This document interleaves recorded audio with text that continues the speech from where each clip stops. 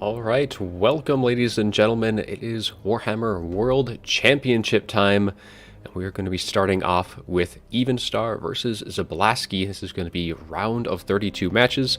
And then depending on how the time works out, we might have another series lined up after this between Prussian Prince and Gabo Slayer. For now, we are going to be getting into Zablaski and Evenstar. Zablaski is going to be picking first here in this fight, and he is going to be going with Tomb Kings, banning Counts, and Dark Elves for his first picks. So both sides are still kind of going through their picks real quick, and then we'll be getting on. First map is going to be on Iron Sands, and Evenstar is going to be following up with High Elves, which is a very good pick against the Tomb Kings. It's one of these strong factions against them. Kind of paired also with like Chaos is also another good pick against Tomb Kings. Dark Elves is actually kind of an interesting ban here, considering usually the Tomb Kings have fared fairly well into the Tomb Kings, or fared very well into the Dark Elves. And hopefully audio levels are all going to be all right. I think the desktop might be just a slight bit too loud.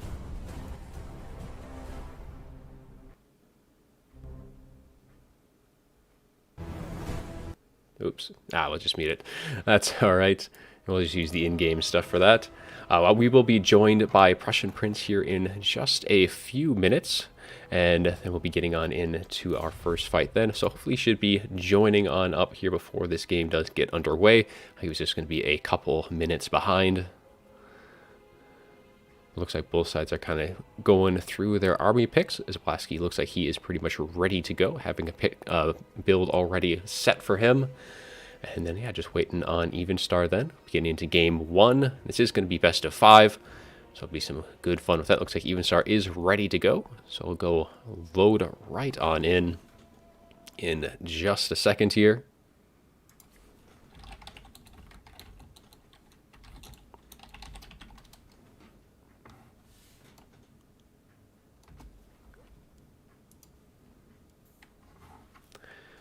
And once we get Prince in here, if the audio levels sound a little off. Oh, there's Prussian Prince. Prince is here. Welcome to the stream. Hello. So yeah, hello stream. We got a few people trickling in, but yeah, we should be getting ready to go. Evenstar is going to be on High Elves, as Zablaski is on the Tomb Kings. So should be some good fun. I think definitely for the first matchup, Evenstar is going to be having that advantage there, wouldn't you say? High Elves versus Tomb Kings, yeah, typically it's High Elf favored, and between these two players, I guess the matchup is Evenstar favored. I think most people would agree on that, so we have the faction matchup in favor of Evenstar and player matchup as well. And now that I'm talking about that, let me go ahead and check challenge to see how many people think that Evenstar is going to take it compared to Zablaski. So, one moment. Yeah, actually 79% of the people voted for Evenstar. So, he is the clear favorite here, as expected. Alright, so we're loading on in here. According to Adelmo, I'm slightly too loud. Yeah, usually isn't the case. I'm usually too low. Well, I had it turned up I had Discord turned up just a little bit louder, so I dialed it back a touch, but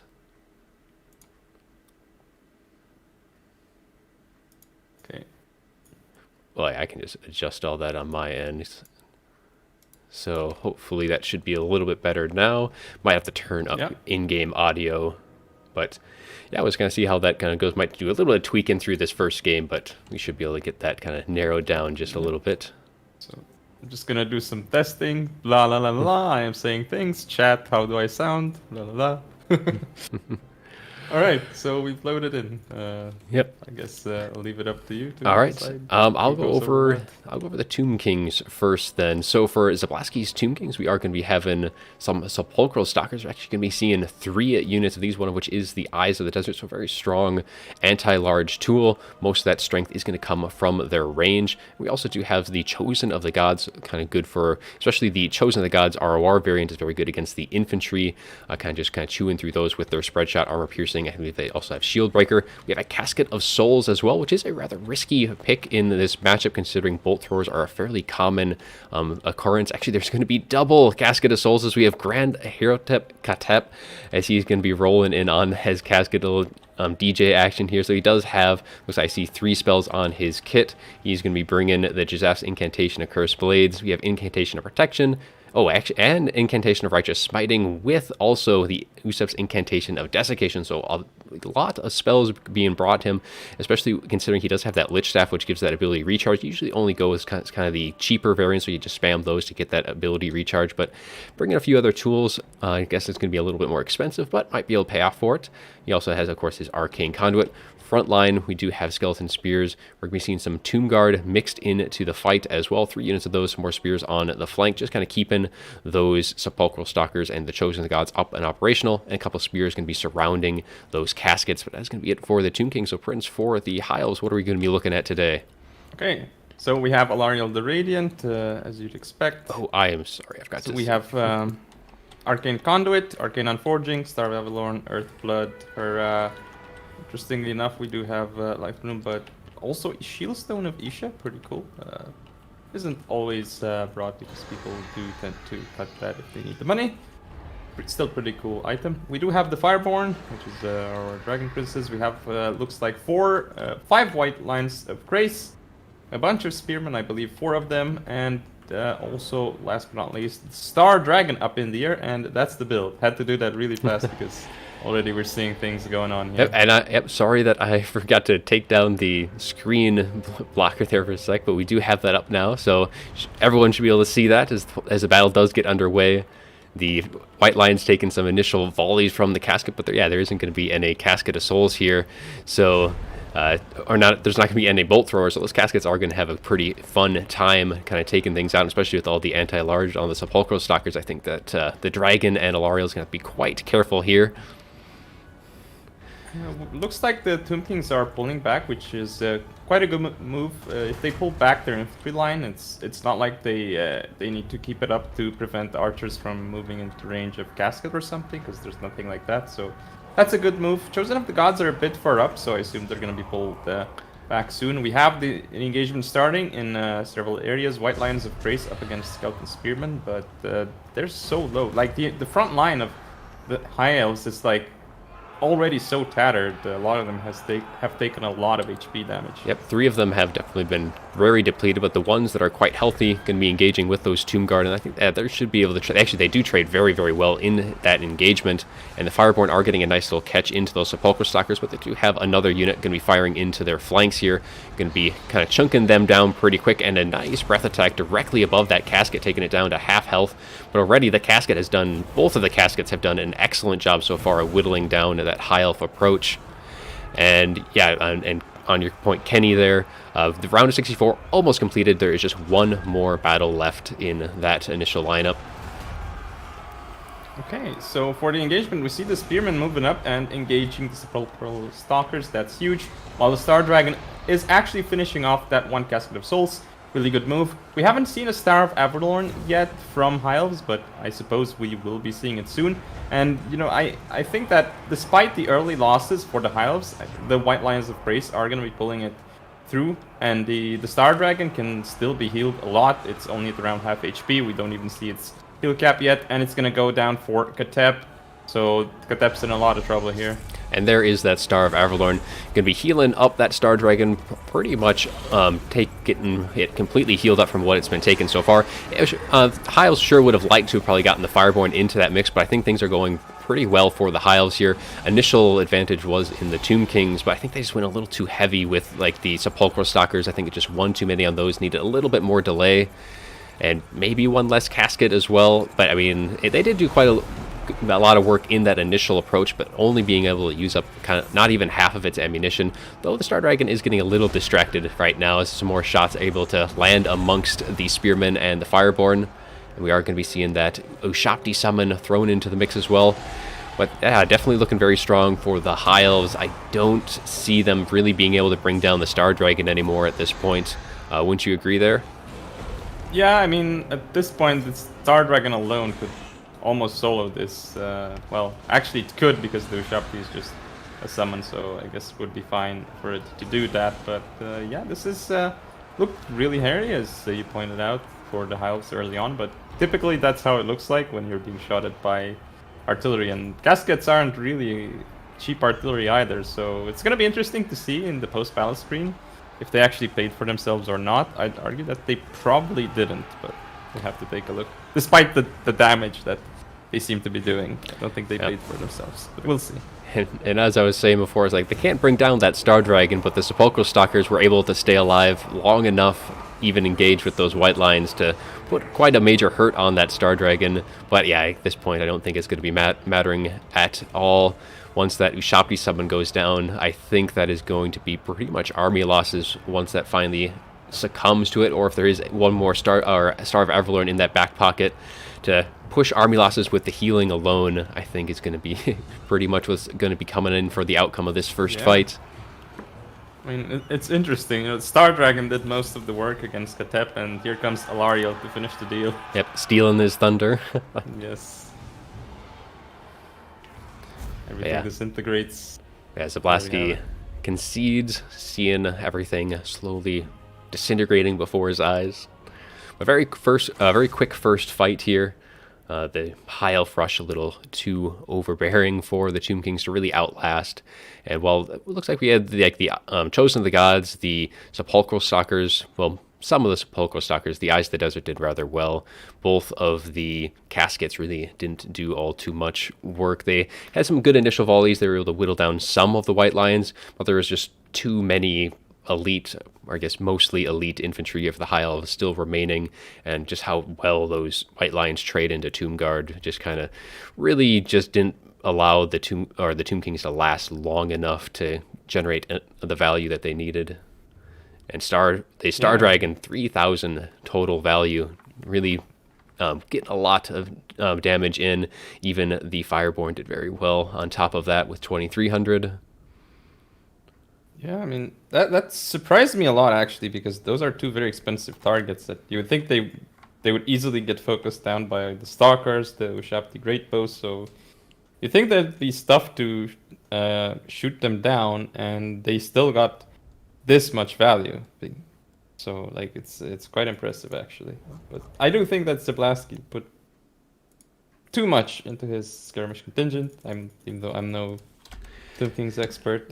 Seems risky, or maybe that's just I mean, perhaps like he just was hoping for a different build from Evenstar and didn't expect this a rush quite like this. Yeah, I mean, had it had maybe a little bit more space, I think the Tomb Kings may have, had they deployed just a little farther back. I mean, the Iron Sand Desert isn't exactly all too long. It's wider than it is long, and with the range on the Caskets, they maybe just going a little farther back maybe allowed them to get a little bit more value. But yeah, I think they just needed a bit more infantry and stuff, because like the White Lions are just such a problem. But we are already going to be loading on into our second match. We'll quickly get the picks and bans thrown up on the screen. I think it's Greenskins versus Wood Elves for this match. Both sides had their builds already ready to go. I didn't even get to read the chat. This is great. Love to see this. But yeah, things obviously they can take their time to make their builds and stuff, especially because at this point, like, you really want to give it your all, so it's fine to take more time, but I guess that they are super ready for this. So yeah, it is. So Evenstar went with Greenskins. He banned Lizardmen and Lizards. VC, which is, I mean, that's pretty much the standard picks, I think, for Greenskins. And then Zablasky instantly countered with Wood Elves, which he is very strong with, and both already had builds already set up. So We'll switch on back into that main screen then, not forgetting it this time. So you guys will be able to see. Yep. Okay. Looks like we're gonna be loading in any time now. Yep. To All counter loaded reset. in. And there we go. So yeah, I guess I'll go over the Greenskins first. It's going to be pretty much two very strong factions right now. So Even Stars Greenskins is going to have a lot of mobility in it. So we do have 4 of the Force-Gom Spider Riders, the melee variant. And then for the skirmish, we do have some Goblin Wolf Rider archers. So we have 3 units of those, and then 2 of the Force Goblin Spider Riders, and 1 of the Goblin Wolf Chariots. So some nice all-encompassing 360 fire. We have some ranged poison and then some melee poison to kind of throw into the mix as well.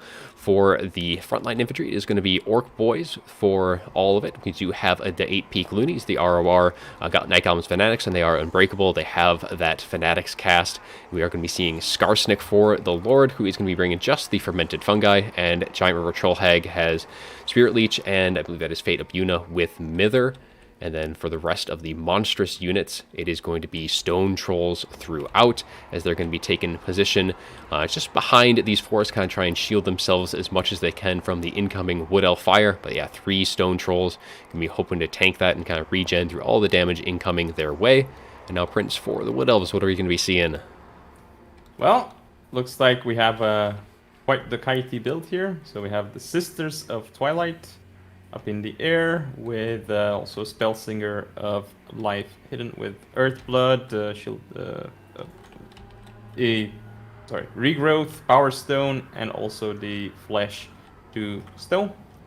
We have some Lost Sylvan Knights, a bunch of the Glade Riders with Hagbane tips, 3 of those, Sisters of Thorn as well, 2 of those actually, and there are a couple of other units that are hidden throughout the map. I'm not sure if I should go over them or because it is a surprise, so Not a whole lot of them. Most of the force here is going to be in that mobility game for the Wood Elves. So, yeah. but at this point, yeah, it's going to be another long drawn out. And if you were around yesterday, this is going to be maybe a little bit of a repeat on that front between Lunacy and Voidlaws. Is kind of similar armies here, both sides going very heavy in the skirmish phase. And I definitely think, yeah, with the Wood Elves, the skirmish, they're not going to have, I don't think they're really going to have the strength to take out enough of the Greenskin army here, especially with so many being Stone Trolls. Yeah, and those Goblin Wolf Rider archers, they're really cheap, and they can dodge enemy arrows and can certainly deplete the Wood Elf ammo quite nicely. So yeah, we'll see how that plays into it. Yeah, Viking, it was a very quick first match there, and everyone's been very on top of getting their builds set up. So it's first one was High Elves on Even Star side against Zablaski's Tomb Kings, and yeah, Even Star did win that first one. Okay, so some more skirmishing from the Wood Elves here. We see the Sisters of Twilight just up there trying to get some onto the Goblin Wolf Rider archers, and not doing too much right now. Only 5 kills and onto like very cheap units, and more shots from the Sisters from the Glade Riders missing at this point. So I don't know, this doesn't seem so good right now for the Wood Elves. I think they are losing on the cost efficiency front. Especially when you're firing into some very cheap skirmish cav on the Greenskins, who are very spread out and can tank that damage rather well. And even if you're not going to be firing into them, there's not a whole lot of many targets that can really do well against. We have some Spirit Leeches going down on the Sisters of Thorn on one far flank, just further whittling down their numbers. And yeah, and it's Zablaski did forget about that unit for a bit, so it took a lot more damage than it needed to. Looks like he's moving them up right now, and once again they get shot. So this is not looking hot for Zablaski. Soon he's gonna have to attack at this rate if he keeps running out of if he's gonna run out of ammo. So he's in a really tough spot, and the Greenskins are in the forest, but the skirmish cav is outside the forest. So for now it is okay, unless I'm not entirely sure about the rule, but I don't think you can bring the it's to like this, take the main engagement in the forest. So like if it's pretty much just using that as a cover for now while the rest of the skirmish are Yes. doing that main engagements. And I mean, there's not really a whole lot of infantry left for the Wood Elves anyways. They only have just four units in total. Most of that funds is going to be in like the Sisters of Thorn, the Twilight, and all that stuff. So I definitely think this is going to be going very well, especially now we have all the Forest Common Spider Riders coming out of the forest. Going to be having even more just very cheap units to just whittle through that all of these more expensive Glade Riders aren't just going to get, they're just not going to be able to generate their own value from that. And that's not even the big threat of this army. That main threat is going to be with those Stone Trolls, and they are going to be coming out of the tree line now. Yeah, the Greenskin army is prepared. They feel like, okay, it's time to move out. Even though they've been doing well so far, even though they've taken some damage, mostly on their really cheap units, while they've also done a lot against Sisters of the Thorn, particularly with a bunch of nice Spirit Leeches that, granted, like, at least one of them was overcast, so it did eat more Winds of Magic than we normally expect, since it had to be overcast, but it's still definitely worth it. And it looks like there's going to be engagement on the Greenskin right flank here. Yeah, the Sisters of Thorn are going to be able to catch out the Forest Common Spider Riders, but in the meantime, they're going to be getting shot by the Goblin Wolf Rider Archers, Forest Common Spider Riders, and even the Chariots are going to be still getting some shots in, while most of the melee units are able to kind of pull out of that without taking too much damage. And I do see another Spirit Leech going down on these Glade Riders, so just kind of slowly whittling down the Wood Elf forces, as, yeah, the Greenskins do kind of emerge from the tree line, but at this point, I mean, all they have to do is really just try and tank the shots from the Stone Trolls, and there's not going to be able to, the Wood Elves aren't going to be able to really damage them in the late game, especially because all they have in the forest is War Dancers and Dryads, and I mean, they don't really have any answers to those Stone Trolls. Like, I don't know. I mean, the Lost Sylvan Knights, though, they can do some decent work against them, but it is only one unit of those, and especially if the Greenskins a little bit more conservative with their Winds of Magic, I think now Evenstar should have seen those Lost Sylvan Knights, so I think it's going to be a little bit more conservative on those Spirit Leeches from this point on. Yeah, he's going to need to keep some of those for the Lost Sylvan Knights for sure. We have the Sisters of Twilight trying to shoot down Skarsnik. And we have an engagement in the forest, so that's going to be over relatively quickly. Dryads are going to be going down, so another unit down for the Wood Elves here. So these Dryads being left to the wolves, as it is, as the rest of them kind of take their position elsewhere, just trying to just stave off the anger of the Greenskins as they just continue to just pluck away more and more shots. It looks, I believe, I see, where did that stone or the hag end up going? Or did she go down at one point? I don't see her. She is with Skarsnik. Yeah. Oh, there she is. I was blind there for a second. So yeah, 3 full HP Stone Trolls. They haven't taken any damage. All the models are up, so we'll see how what else plan to deal with them. I mean, even if they were taking shots, they would just be able to regen through all. As like, the Glade Riders don't have that DPS to need to really get rid of them. The only thing on the field is really just the Lost Sylvan Knights that can deal with those Stone Trolls. I mean, War Dancers, they don't have the damage that the armor piercing didn't get rid of them. Dryads have magical damage, so they're going to do even less damage to the Stone Trolls. Yeah, and I really like the cute micro from Evenstar here with Skarsnik. So he keeps putting Skarsnik behind the Stone Trolls when he gets shot at by by Sisters Glade Riders or something, and that's a pretty cool move because it can definitely block some shots, and you need to do that. Otherwise, Skarsnik is kind of on a timer right now. Though at that on that though, not necessarily, because the Sisters of Twilight, they do have only a few shots left. They have been very ambitious with their ammunition so far. They haven't been all too conservative, and even the rest of the Glade Riders are all getting pretty low themselves. Yeah, I mean, he has 2.6k, but just bringing him down can still be helpful later on because he doesn't really get HP back. So we'll see. If he falls, it could be a problem for the Greenskins, as they do have a lot of low tier units with shaky leadership as well. So yeah. And even the Stone Trolls don't have the best leadership either.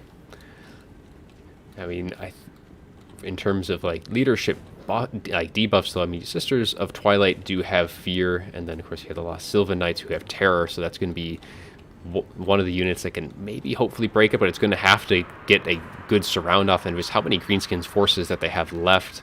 I can't imagine that we're going to be able to pull something like that off, and I think, yeah, their opportunities for getting a good engagement is slowly depleting along with all of their ammunition.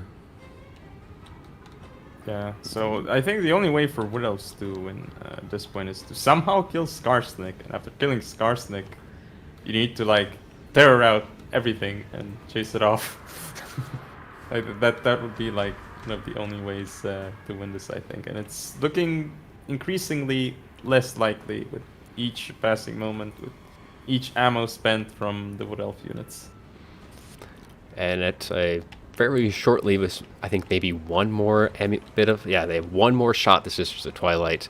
So they got to make that last shot count, because at that point, all of these Stone Trolls can pretty much just take out, or all of the infantry can just take out a nice little perimeter, keeping all of the Glade Riders at bay from Skarsnik. And I think that's last shot goes in, and that one just kind of falls amongst the Stone Trolls and the Giant River Troll Hag, which they're just going to heal right up through it.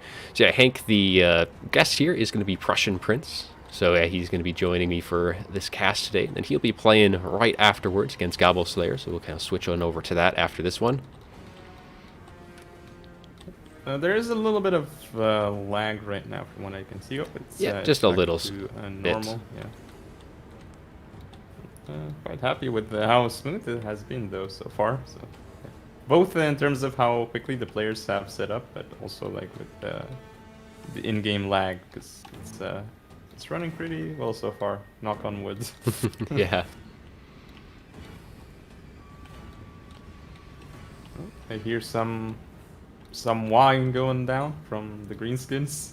It's like they wanted to go on to some Glade Riders, but Glade Riders decided not to take that engagement. Smartly so. So yeah, at this point though, the last of the ammunition being used up by the Glade Riders, I just, as each second goes on, there's just less and less chances, I think, for the Wood Elves to even have a chance at killing the Greenskin army. Yeah.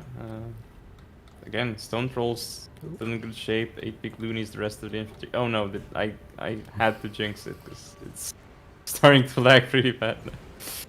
And it's back. Oh no, am I pulling in a Delmo? Seems like it's sped up here.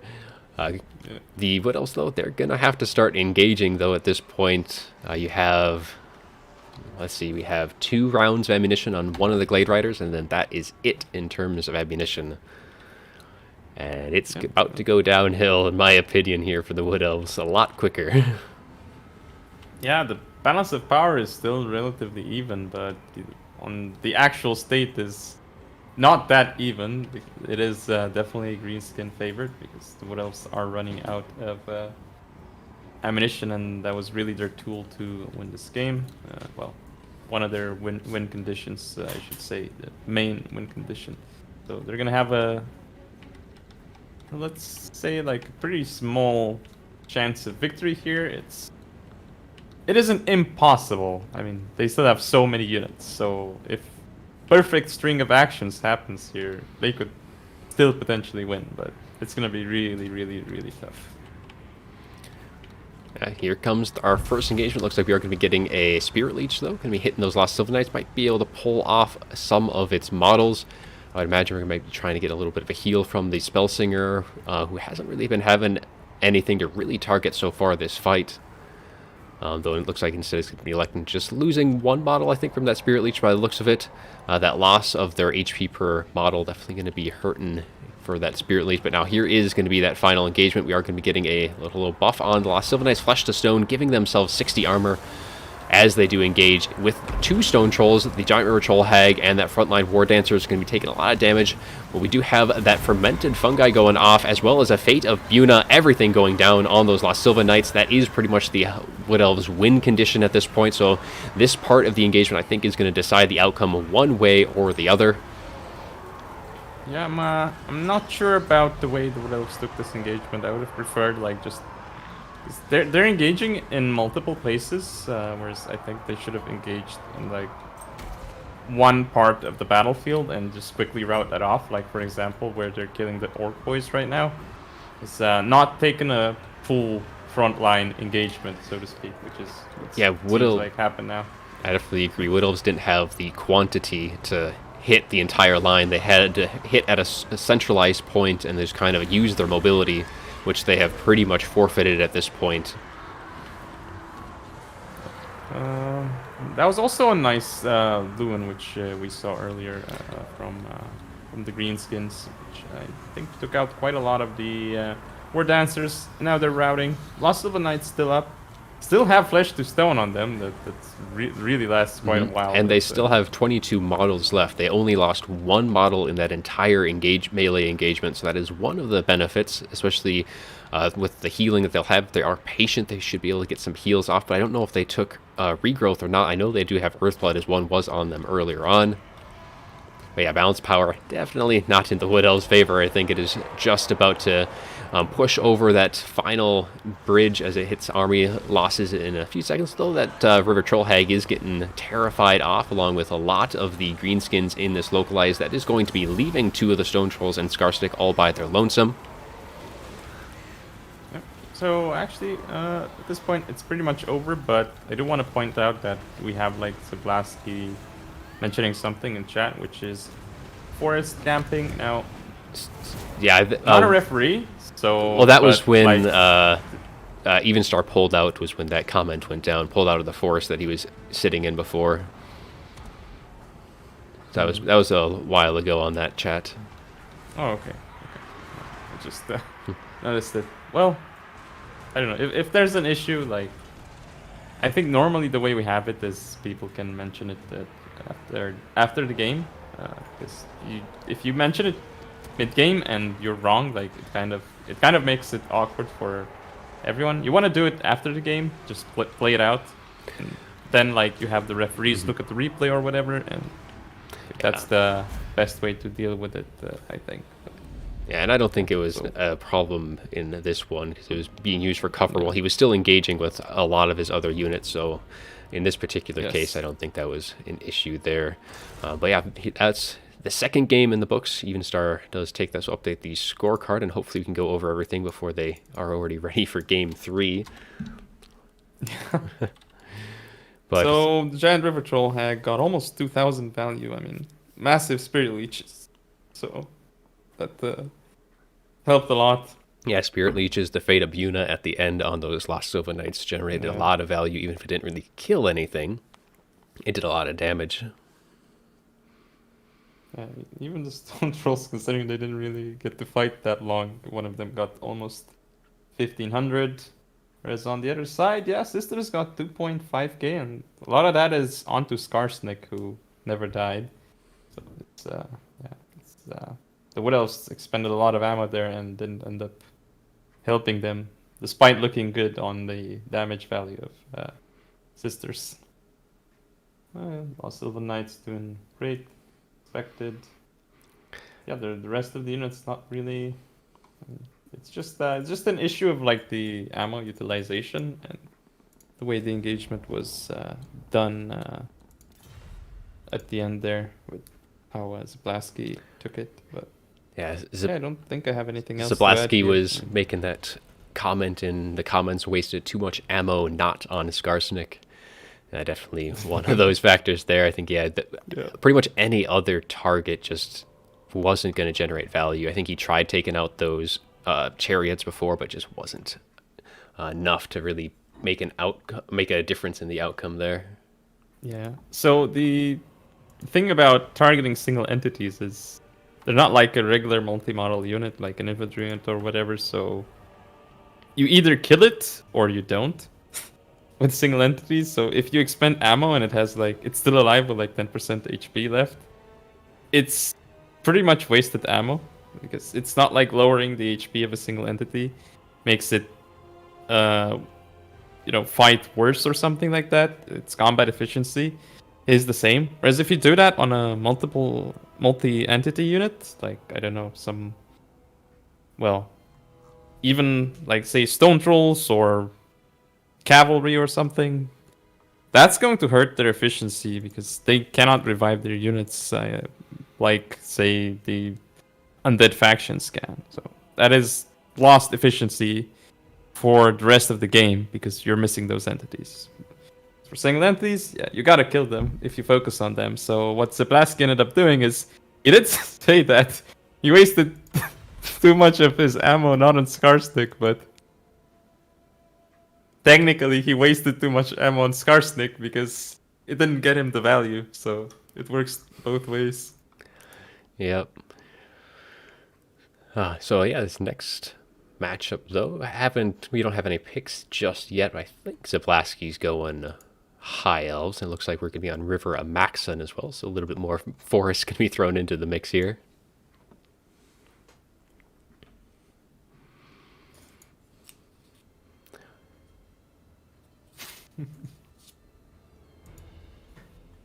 Scarsnick, the sneakiest kid. I just saw that.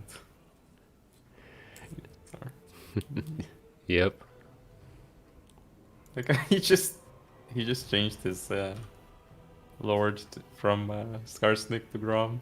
I think maybe looking to refine that Wood Elf build a bit just before he switches over factions. Yeah. Looking a lot more like, well, not too much more like Voidlaw's build from yesterday. Bringing Grom, just everything regenning so you don't have to worry about getting sniped out as much. Yeah. I don't know. Or maybe he's just messing with us. Yeah, for your game 3, though, it is going to be Zablaski going High Elves banning Skaven and Bretonnia. That is an interesting choice because leaves dwarfs and lizardmen open. Not dwarves. So, lizardmen, yes. Sorry. Oh, sorry. My bad. So when you said High Elves, I was thinking about Bretonnia. For some reason, I was like, what? Okay. Never mind that. I don't know why I pictured in my mind that Zablaski was playing Bretonnia. Yeah, High Elves is going to be a lot stronger into those dwarves there. It's definitely one of the hard counters. Yeah, it's one of my favorite matchups when I play High Elves. Sure. Sadly, I don't get to play it too often because it's so bad for the dwarves. It's not. It's still very bad, but it's not as bad as it used to be after the mass changes. It definitely helped the dwarves a little bit, but it's still bad. Yeah, I mean, because one of the ways was like White Lion, Sword Masters. You don't really the mass changes doesn't really affect it. You still nobles are still good, but just not as good as they used to be. Yes. Oh yeah. See how this works out. Yeah, against High Elves. I mean, Beastmen is an option here. I believe Evenstar plays them. Can't remember if he does or not. What else could he go with against High Elves? I mean, Empire, Dark Elves, maybe. Yeah, are options. Yeah, Dark Elves would be a decent one. I think that would be over Empire. His Empire looks like he's going to be going to Norska, possibly. All right, interesting. Definitely not as good as it used to be. It used to be very Norska favored.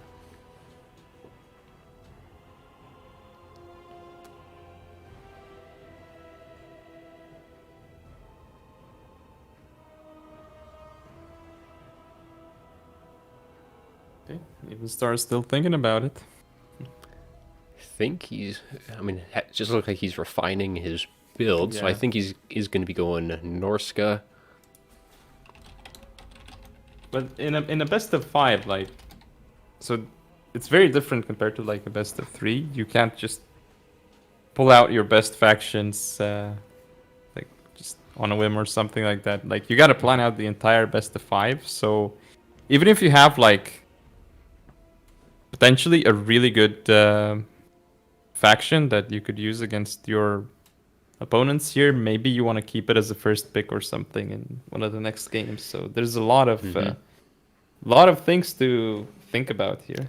Yeah, especially Okay. with Evenstar being up 2-0 at this point, he can be a little bit more Yes. reserved with his picks. Well, if Zablaski was in this situation, would probably have to kind of lean a little bit more towards a hard counter pick. Yes. We have Chaos for Evenstar. So, even though he was messing around with a Norscan build, turns out that he's actually going to go with Chaos. Which is also a decent pick into high elves right now. Especially, I mean, they've always been pretty good into high elves, so, and especially with kind of the nerfs that Norsk has taken, I definitely think this is kind of the right choice to go with. And Chaos is in a very good spot.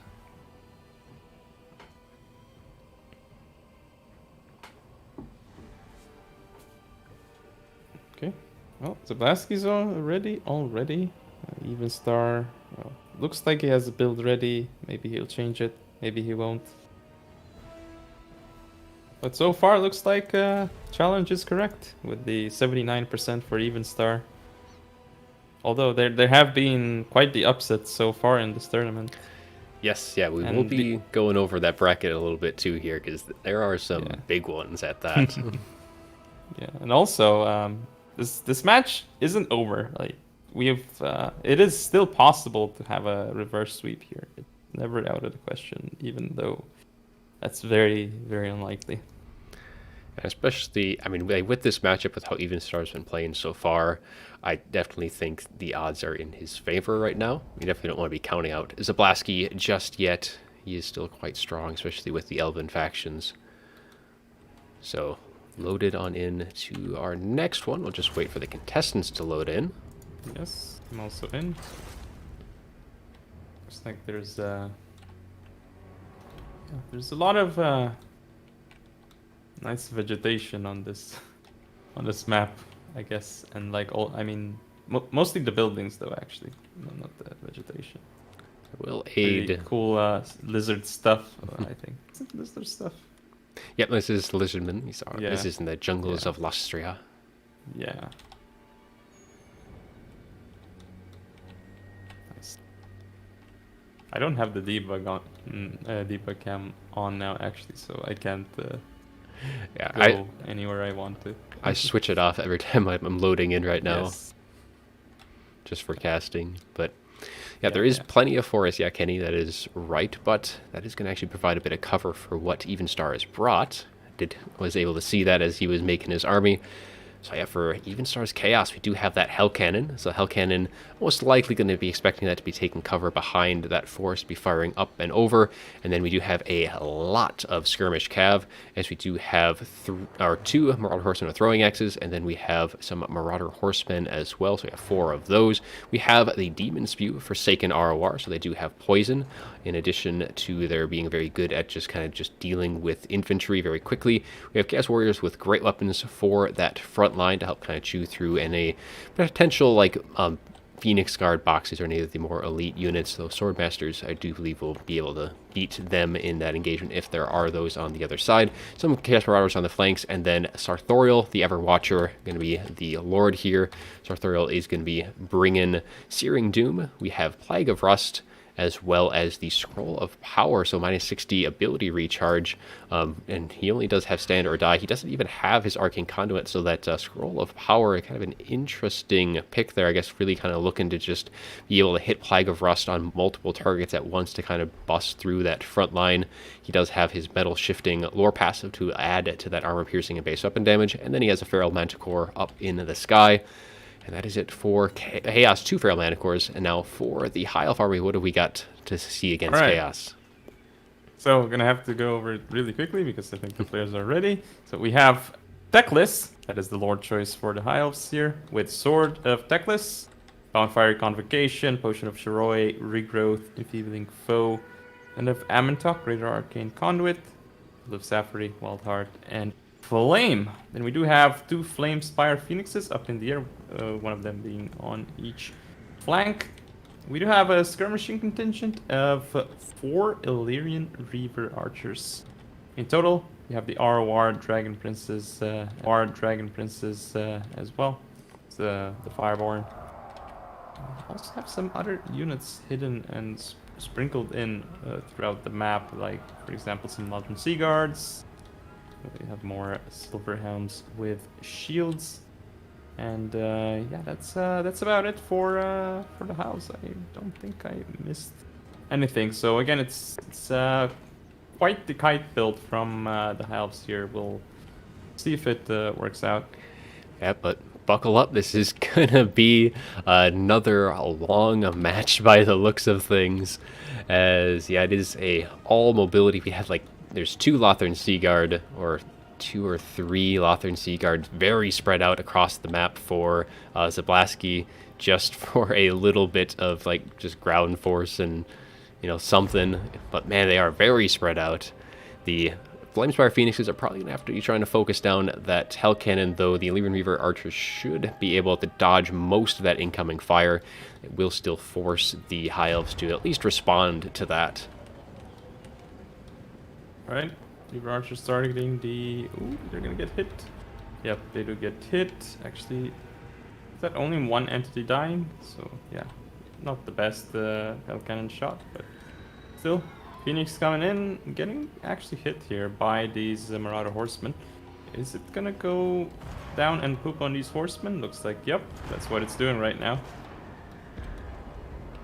Ooh, there's an engagement, which I missed. Yeah, on the other side. Marauders with some Lyran Reaver Archers. Yeah, Searing Doom will be trying to catch out those Lyran Reaver Archers, but it's going to be just a little too late on the draw there. And the Feral Manticores, though, doing a good job so far at keeping those Flamespire Phoenixes at bay, and especially they're getting the engagements over their own skirmish calves, so all those Throwing Axes Horsemen are really trading well. And yeah, this one on the far right flank for Chaos is going very well, doing a lot of damage to that Flamespire. Yeah. Plague of Rust there also helping out a lot. It was an upgraded Plague of Rust, so 0 armor on the Flamespire Phoenix. I mean, those are some AP horsemen anyway. Oh, there's going to be a big Bound Fiery Convocation here. Yep, a massive overcasted net, and that Bound Fiery Convocation going to go right down, doing a nice bit of damage. Maybe not quite as much as maybe expected, but able to do some nice. And it is also going to allow the Fireborn to get on top of them, so it might be able to rout off the Horsemen and one Horseman, 1 Throwing Axe looks like, with the Feral Manticore trying to come in for a little assistance, peel them off, but they should be coming back. They have enough distance between them and that white line. The continued pressure from like the Elite Reavers might be able to keep them at bay. The Chaos Feral Manticore does rampage up in the sky as they are all engaged against the Flamespires, taking a little bit of damage there. And unlike the High Elves, they do not have the healing from Teclis, so they'll be keeping that damage that they are dealt. Yeah, one of the Manticores is actually chasing because it's Rampage, so we'll see if the High Elves are going to force a fight there. Yeah, looks like it is going to be forced here, pretty close to the forest. Here's how this is going to work out. I mean, there are some Reaver Archers supporting, but also Marauder Horsemen here, so this is going to be a very important engagement. And both sides are going to be firing through their own units here. One of the Manticores gets taken out. The other one is still nice and healthy, dishing out some damage. But at this point, it is going to be a 2 versus 1 up in the sky, though another hit might be able to rout off that Flamespire if it doesn't get either a heal or its own rebirth. The Wood Elves are going to be kind of pulling everything through the forest at this point. Now, they don't necessarily... Now, if any of these do want to go off into melee, they're actually going to be trading less efficiently, considering they are going to be all large entities in that forest, though all the arrow fire should be able to kind of make its way out. Fireborn actually are starting to lose entities because they're engaged in the forest with the Chaos Warriors with great weapons. Sartorial's doing some work on them as well, so they're down to 32. They need a little bit of healing. We're also going to be seeing the Reaver Archers getting targeted here by Searing Dooms. Yeah. One of the Flamespires does actually get routed off, but it does get its rebirth, so it is going to be healing up very healthily. Now, if that Feral Manticore is able to regain its senses, it still can be able to chase off that Flamespire, but unfortunately, with its Rampage still active, it is going to be changing its target to the other Flamespire, allowing that second one to come back at very healthy. Well, having everything in the forest is going to make that Hell Cannon a lot less efficient here, as Chaos is going to be kind of stuck in that forest engagement with all of the units. So it is a little give and take here. So while the most pretty much all of the High Elves are trading less effectively in the forest, especially against like Chaos Warriors with great weapons. You are seeing Teclis take a bunch of damage, all like 2 Illyrian Reaver archers getting routed off, and even the Fireborn, they're getting terrified, no less. These elite cav going to be running for the hills in the face of Sartorial. Yeah, it's the High Elves are starting to run out of units at this point, and Teclis, he's fighting Sartorial here. Yeah, he has Dragon Prince support, but that's really not going to be enough. He's wavering, and he's even getting chased now by a Marauder Horseman. So as he is yeah, the High Elves 100% need to free up Teclis, and they are going to be able to, or at least the Marauder Horsemen looking like they're going to break off their pursuit. And we kind of spread out to see what else is there. We have some Silver Helms, some more Lothern Seaguard taking out 1 Chaos Warrior on the very far edges of the fight. But the center engagement went very well for Chaos, as that balance power is showing so far. Yeah, so it was interesting actually, because I thought the Chaos would really push that advantage and keep chasing Teclis down with everything they had, but I suppose they're content with keeping the forest instead and trying to force the engagement there again, rather than just going out even though Teclis was routing. So it's an important decision that was made from the Chaos there. And that the Hell Cannon. And that did allow the Flamespire to get another regrowth off from Teclis by breaking off that pursuit. Hell Cannon has, I think, maybe 1 more shot left, 2 more shots left in its arsenal. So it is going to be getting a few more shots, hitting into the Lothern Seaguard, just kind of getting as much damage done as possible. And, I mean, if we take a look quickly at its... we'll look at it after the game, take a look at its value. Yep, looks like some Silver Helms coming back for the High Elves, but at this point it's going to be really tough for the High Elves to end up winning this. Ooh, there's Chaos Warriors out in the open that can get taken out, yeah. Yep, and they are getting shot to pieces by Lothern right now, as that Flamespire did dive in. And are bringing that balance power back ever so slightly. But still, there's going to be a lot of infantry to get through. Both of the Phoenixes are pretty much at their healing cap. And the Fireborn as well, being very low, is not going to be helping that. And low in model count as well, so even a heal isn't necessarily going to be able to get them back to what they want. Well, so at this point, the High Elves just have to isolate unit by unit. So take out this Chaos Warrior with great weapons, move on to perhaps the Chaos Marauders behind them, and then perhaps think about how to approach this while the rest of your army is kiting away. That could be something that works. But oh, the Lothern Seaguards are getting caught here by the Demon Spew. Basically, they're about to get charged here, and that's not very good at all for the High Elves. Never gonna run away from the Demon Spew. They're not, there they are, not fast enough. Hiding behind the trees. I find that. So yeah, I mean, Demon Spew themselves, and they have 85 armor, so that's not. They're not that easy to take down, especially with like just Illyrian Reavers or any archer fire able to shatter those Lothern Seaguard. But the Chaos, though, is rather spread out, though those 1 Chaos Warriors with great weapons do get taken out of the picture off on that far side of the battle. And looks like the Hell Cannon crew is going to end up potentially dying soon, as the Silver Helms are eyeing them.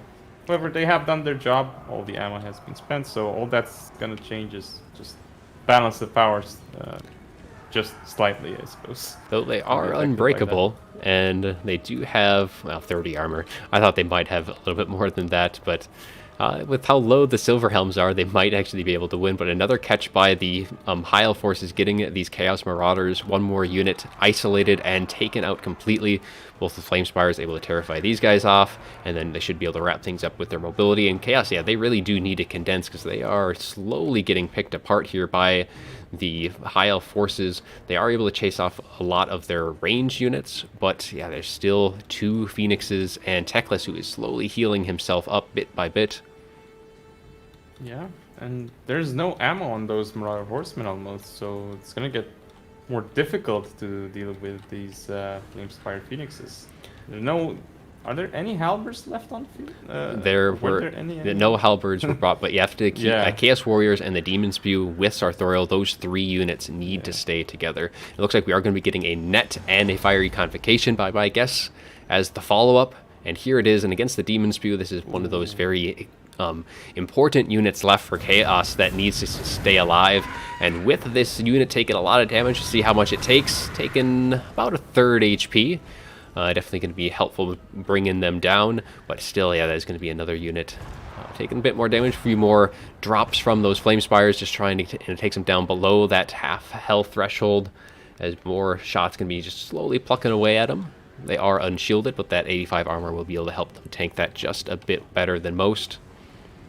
Yeah, and the balance of power has changed so much in the past few minutes or so. It's actually now basically even. Maybe slightly even. Maybe slightly in Pile favor, just like... Still slightly really in Chaos, but... Oh, okay. Yeah, and Ice Power, Sartorial does not have Final Transmutation here. Ooh, Flame Spire Phoenix actually taking a shot to the face, from the Marauder Horseman.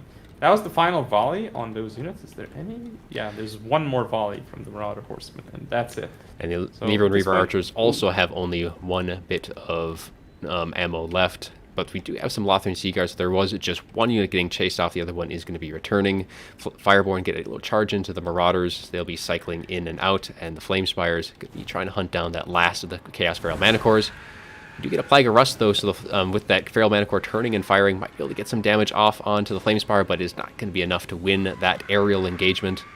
Does get a hit off, I do believe. Ooh, okay. So... very important things are happening right now. So while Chaos is mopping up the Lothran Seaguard, the High Elves took out the Feral Manticore, and they're also able to potentially isolate the Chaos Warrior with great weapons and Chaos Marauders here.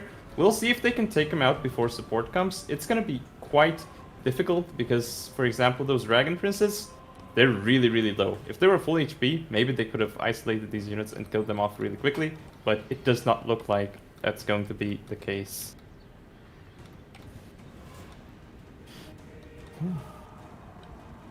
It's a tough one. And Chaos, though, seeing the last of the, I guess, attacking rule units, being those Lothran Seaguard, going to be hunting them down, as the Phoenix, though, is just going to be dropping some more bombs, but the Chaos Warriors with great weapons fairly spread out, so they're going to be able to not really take a whole lot of damage there, and especially their 100 armor going to help that even more so. Silver Helms do get routed off just by getting slightly into contact with those Chaos Warriors, as the rest of the High Elf mobility just kind of slowly trying to keep their distance, but there is not a whole lot of time left for the High Elves here to really continue kiting away. They are going to have to engaging sooner or later. Yeah, and the one Phoenix is here, but is it really going to engage here? It would not be the best engagement, so probably just going to leave that Lothran Seaguard to die at this point. And those Demon Spew will make quick work of that, especially with Sartorial support. A little Terra route engage, final route, and I think there should be, these Horsemen should be able to make sure that those remain routed. Yep. And now balance power is shifting back into Chaos's favor slightly. Yeah, that was huge, because that was the final infantry unit that the High Elves had. Well, pseudo infantry, it's like missile infantry, but that was very important because it was some kind of anchor point that the High Elves could have used, and now it's gone. Ooh, the Fireborn get hit here. This is also a big engagement. They get terrified out, lose 4 models in the process, and they are still going to stabilize their leadership, but losing that many models. And ooh, this Searing Doom dropping right on top of these Illyrian Reavers should be able to do a nice bit of damage there with what Winds of Magic is left for Sartorial. And now both of the Flame Spires are going to be committing, trying to take out Sartorial himself, because he is really their best target at this point, but he is surrounded by support while the High Elves have none remaining. Just single entities are left in this engagement. Oh, we have Enfeebling Foe onto the Chaos Warriors, but these two Phoenixes are way too low in HP as well as Deckless, so they're not going to be able to grind this one out. And they're also not attacking the same thing. So, and there it goes. Zablaski concedes defeat. And we have a 3-0 from Evenstar. Yeah, very well. The games weren't necessarily super quick, but Yeah, Evenstar played it all very well. This last one did get a little dicey, though. He got a little too spread out, I think, almost allowed Zablasky back into that fight. Ooh, the value on one Manticore, pretty good, and Sartorial. Yeah, no, 2,200 no almost. kills, but a ton of value between them. Got really lucky in the air battles with that.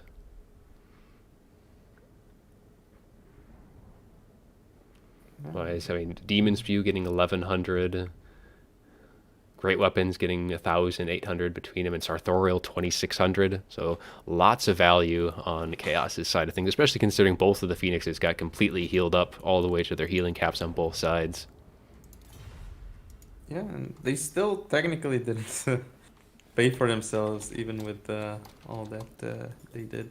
'Cause I believe they cost like 1350, so um, they are slightly more expensive. I mean, I think one of the bigger issues here was with the Fireborn and the Forest. They took a bunch of damage, and that really lowered their capabilities going into the later stages of the game. And oh, the lobby's gone. So Yeah, as I both. hear the gong, yeah. Yep. But yeah, it was a good quick set there. And now, Prince, are you going to be up against Gabo now, or you still have a little time before yours? Well, I'm gonna have to ask him. I'm not sure if he's already on.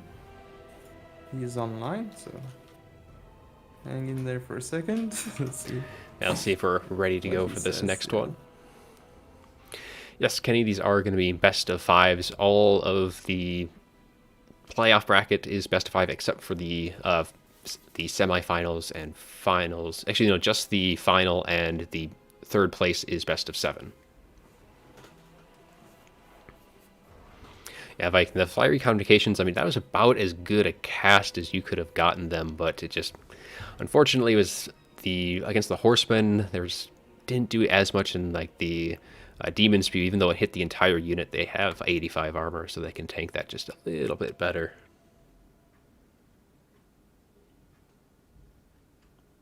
Right. He is around, so I'm just gonna ask if he can do it now or if it has to be in like 30 minutes.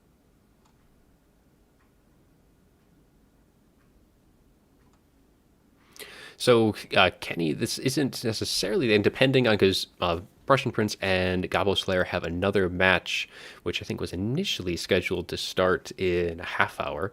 But if they're ready to go Yeah. now, we'll get into that series as well. But that will be our last series of the day if we are able to get that one in here and now. Oh, and I just saw a result, but don't think we should be talking about that one quite yet. If you check East 2532.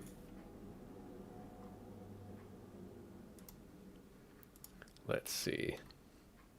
That one, I think someone mentioned that one in chat earlier Oh, at the okay. beginning of the stream. So, but I was going to go over the bracket as well. So we'll see if I can get the screen up on that. Yeah. Spoiler alert, people. Yep, if you don't want to see the bracket now, then turn away because I'm going to be trying to pull in the source here real quick. Yep, you got a few seconds.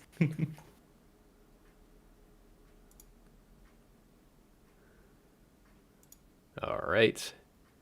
Here is, actually try to fit that to screen. So here is the bracket as it is right now.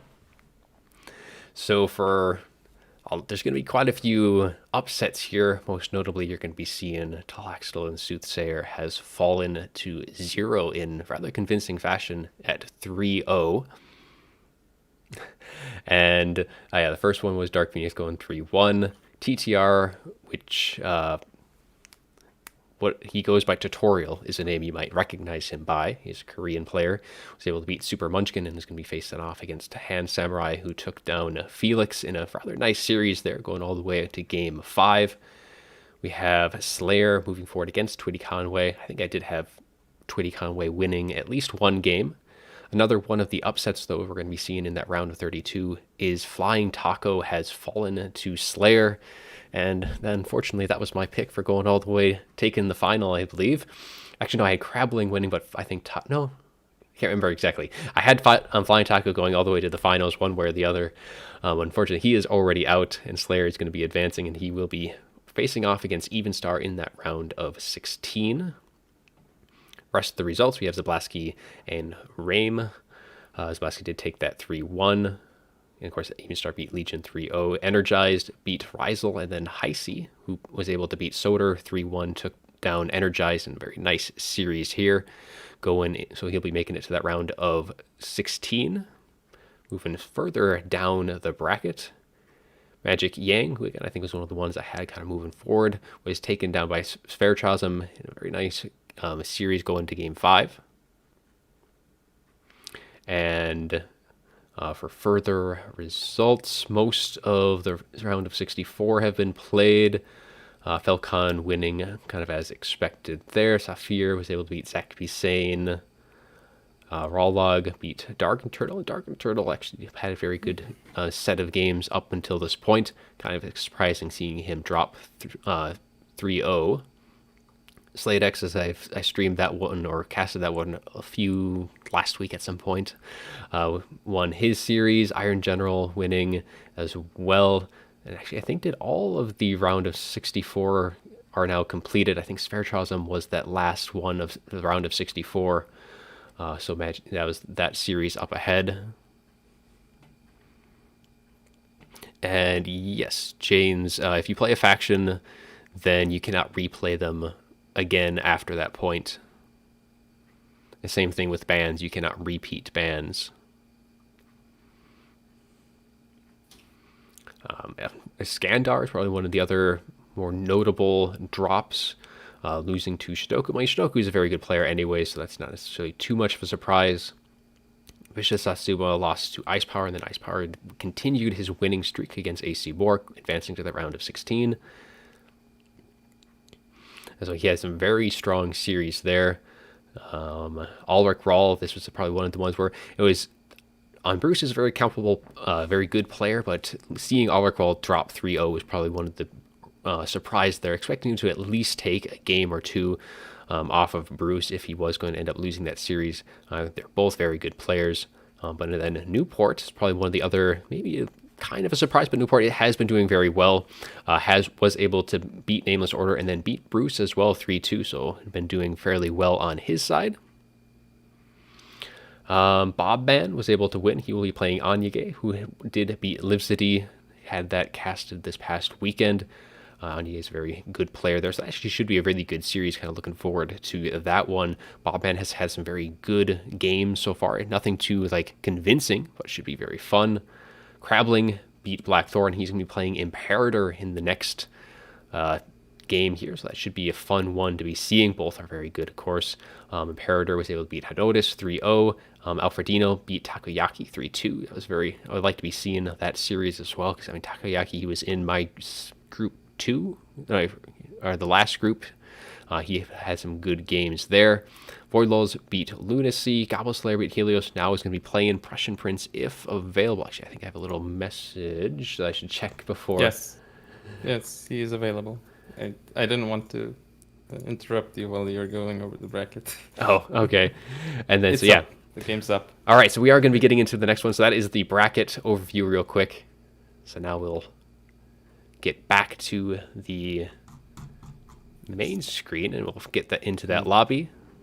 And I will disappear, so goodbye, caster Prussian Prince, and hello, player Prussian Prince. Yep, thanks for joining me for that first series. Good having you on board. Thank you for having me. Awesome stuff as always, and I'll see you after the match, I suppose. All right, sounds good. See. All right, so let's reset this UI here real quick as we have both players in the lobby ready to go.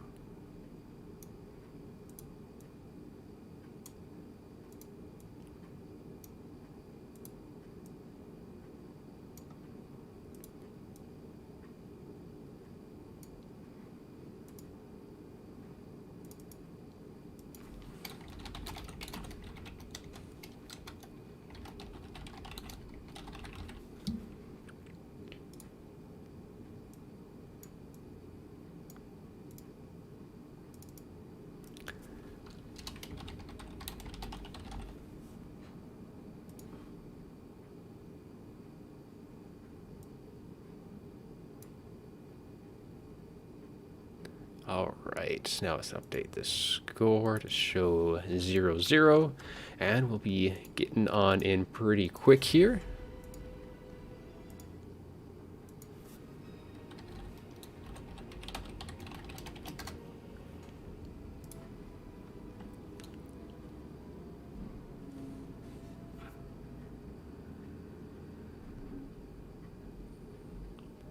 Wow, excellent seeing all the viewers today. This is our highest we've seen. I think this is the first time we've passed over that 100 mark, so nice seeing that. And this should be a very good series here. Both players are very good. Prussian Prince, he's very strong with like Bretonia, with High Elves, but Gobble Slayer, he's kind of like that player who's pretty much plays all the factions, so really you can't really expect him to be favoring one faction or the other. He's pretty pretty good at playing any and all factions in that lineup. Finish up fixing this UI quick as well, so we have that ready, as they should be getting into their picks and bans in just a second.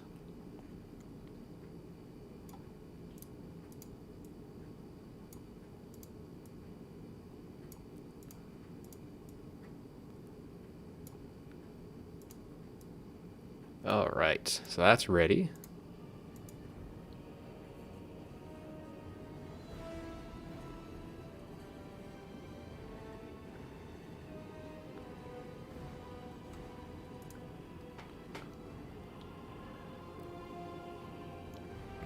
All right, so Gobble Slayer will be picking first. So he'll be picking the map, which is another one of the things that's a little different from most of the tournaments. Is I didn't touch on this at the last series, but whoever is picking their faction also gets to pick the map out of the map pool. And for this, I guess, series, if we take a look at the map pool, so we have, there's two different map pools. So like the second map pool is Desert's Bounty, Peak Pass, Sword of Torgal, Pillar Bones, Swamp of Terror, and the Emberglades. But that is for later in the bracket. So this map pool is going to be the first map pool, which is River Amaxon, Iron Sand Desert, Langwheel, Toothgrass Hill, Eastern Straits Isle, North MP Blue Reach River, and then the tiebreaker is Oakenhammer.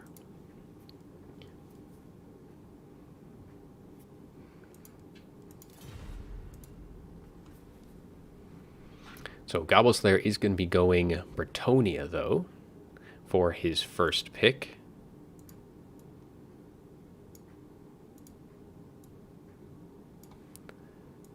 And for bans, we get into those in just a second.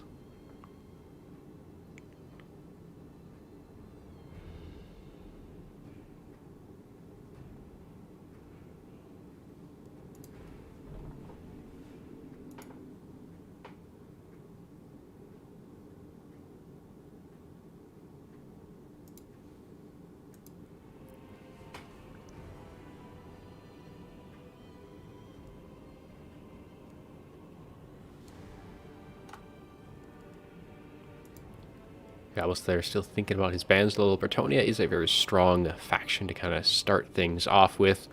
They're pretty good overall. The only thing kind of with Bretonia is they'll generally have the same structure for their armies. You'll be seeing like, Faye, Lewin kind of changed out interchangeably. Just kind of the ratio between Cav and archers, but otherwise Bretonia armies are for the most part pretty straightforward. More of a, I guess, classical Total War style of play. They do have the magic, of course. With Faye and Lewin's Flying Monster, you don't necessarily see those in those historical titles. We have Gobble Slayers going to be banning Dowie and Skaven for his two picks, which are some pretty decent ones at that. Of course, that does open up Lizardmen as an option. Lizardmen are quite good into Bretonia. And I do believe I have seen Prince play Lizardmen. I know he's also played against Lizardmen quite often as Bretonia, so he knows that matchup very well.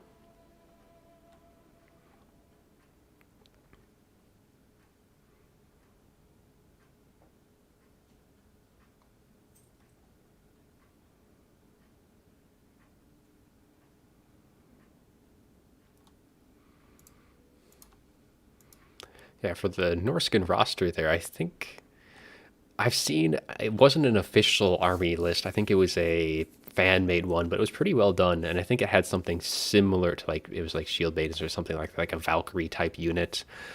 Some more northern, which was kind of I think it was more of a hybrid between like Viking and barbarian style of units, but definitely some more creativity that can be added to that roster, and I do hope that we get another DLC for those guys, though I'm not going to be holding my breath on that one. And I don't think Prince is necessarily going to be wanting to go with a Brett Mirror so early on.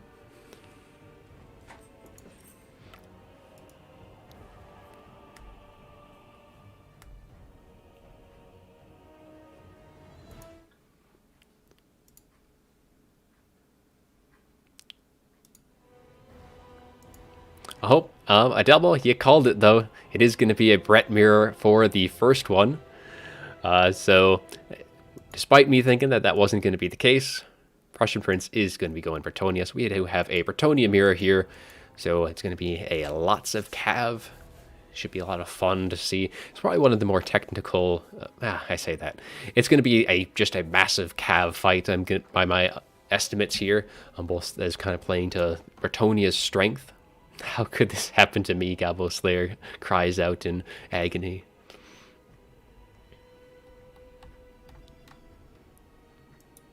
Delmo had insider information there. He was going to be going with Bretonia. Prince is ready to go.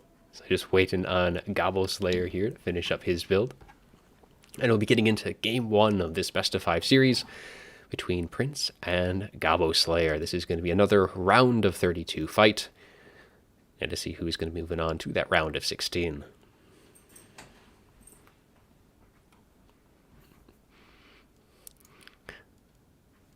Adelmo, the one player to rule them all. So whoever wins the final has to beat Adelmo. That's not going to be possible. Adelmo's too strong.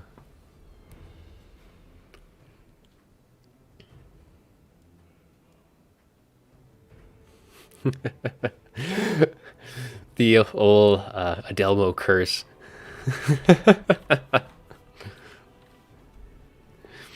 So yeah, the build thoughts between these two. I mean, I guess I can see Prussian's build, so I can't really say too much on that. But the Bretonia matchup really kind of comes down to a very heavy cav build. The variations that you can see is if one side decides to bring Trebs, that is kind of one thing you can go with. I have seen people try like Trebs go for like a full like pikeman front line and stuff like that, just kind of trying to counter the cav play on the other side, and as often you'll see at least one trebuchet anyways, just because that forces the engagement towards you, which will then allow you, like if you have like, for example, peasant bowman with pox arrows is very common to be seeing, so if you can get your stuff into that range, then you can get that poison applied, kind of just fight on your turf. Now for this map, that's not necessarily too much of a difference here, being able to pull one side or the other. There's certain maps like Schwarzhafen comes to mind. I've seen this mirror played on before, where it actually is a definitive advantage having them pull towards you, because then you're engaging more on the downhill charge and stuff like that, versus, I mean, this map though is very open. It's got some rolling hills, though trebuchets could still play a nice little role in here.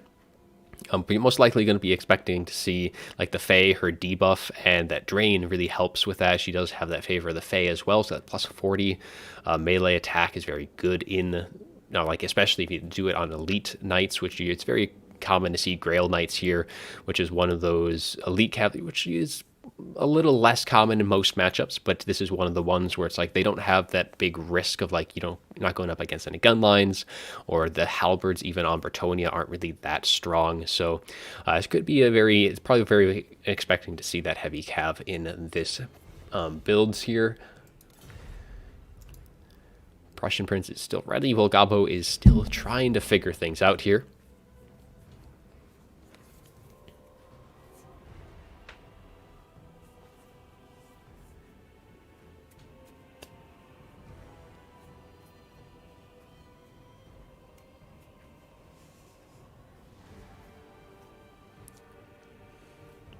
Fae versus Fae. Very likely.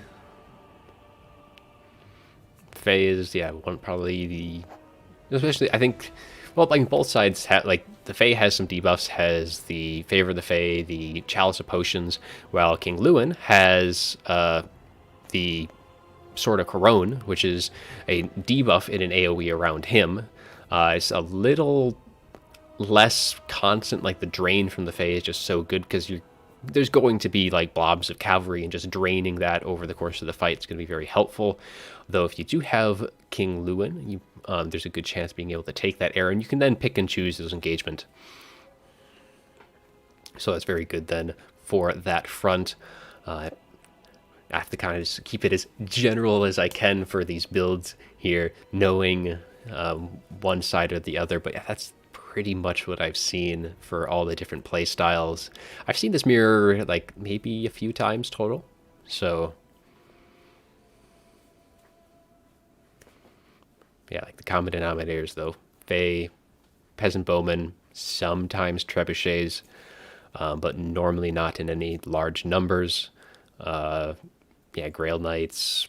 And of course, if you see the Fae, you'll see the Paladins. If you don't see the Fae, a Paladin and a Life Caster is what you'll be expecting to see. Definitely need Lore of Life, though. That is another constant. So either with the Fae or with a Damsel of Life. It looks like Gobble Slayer is finally ready. So we'll be getting on into this next match here in just a second, as soon as Prussian sees that.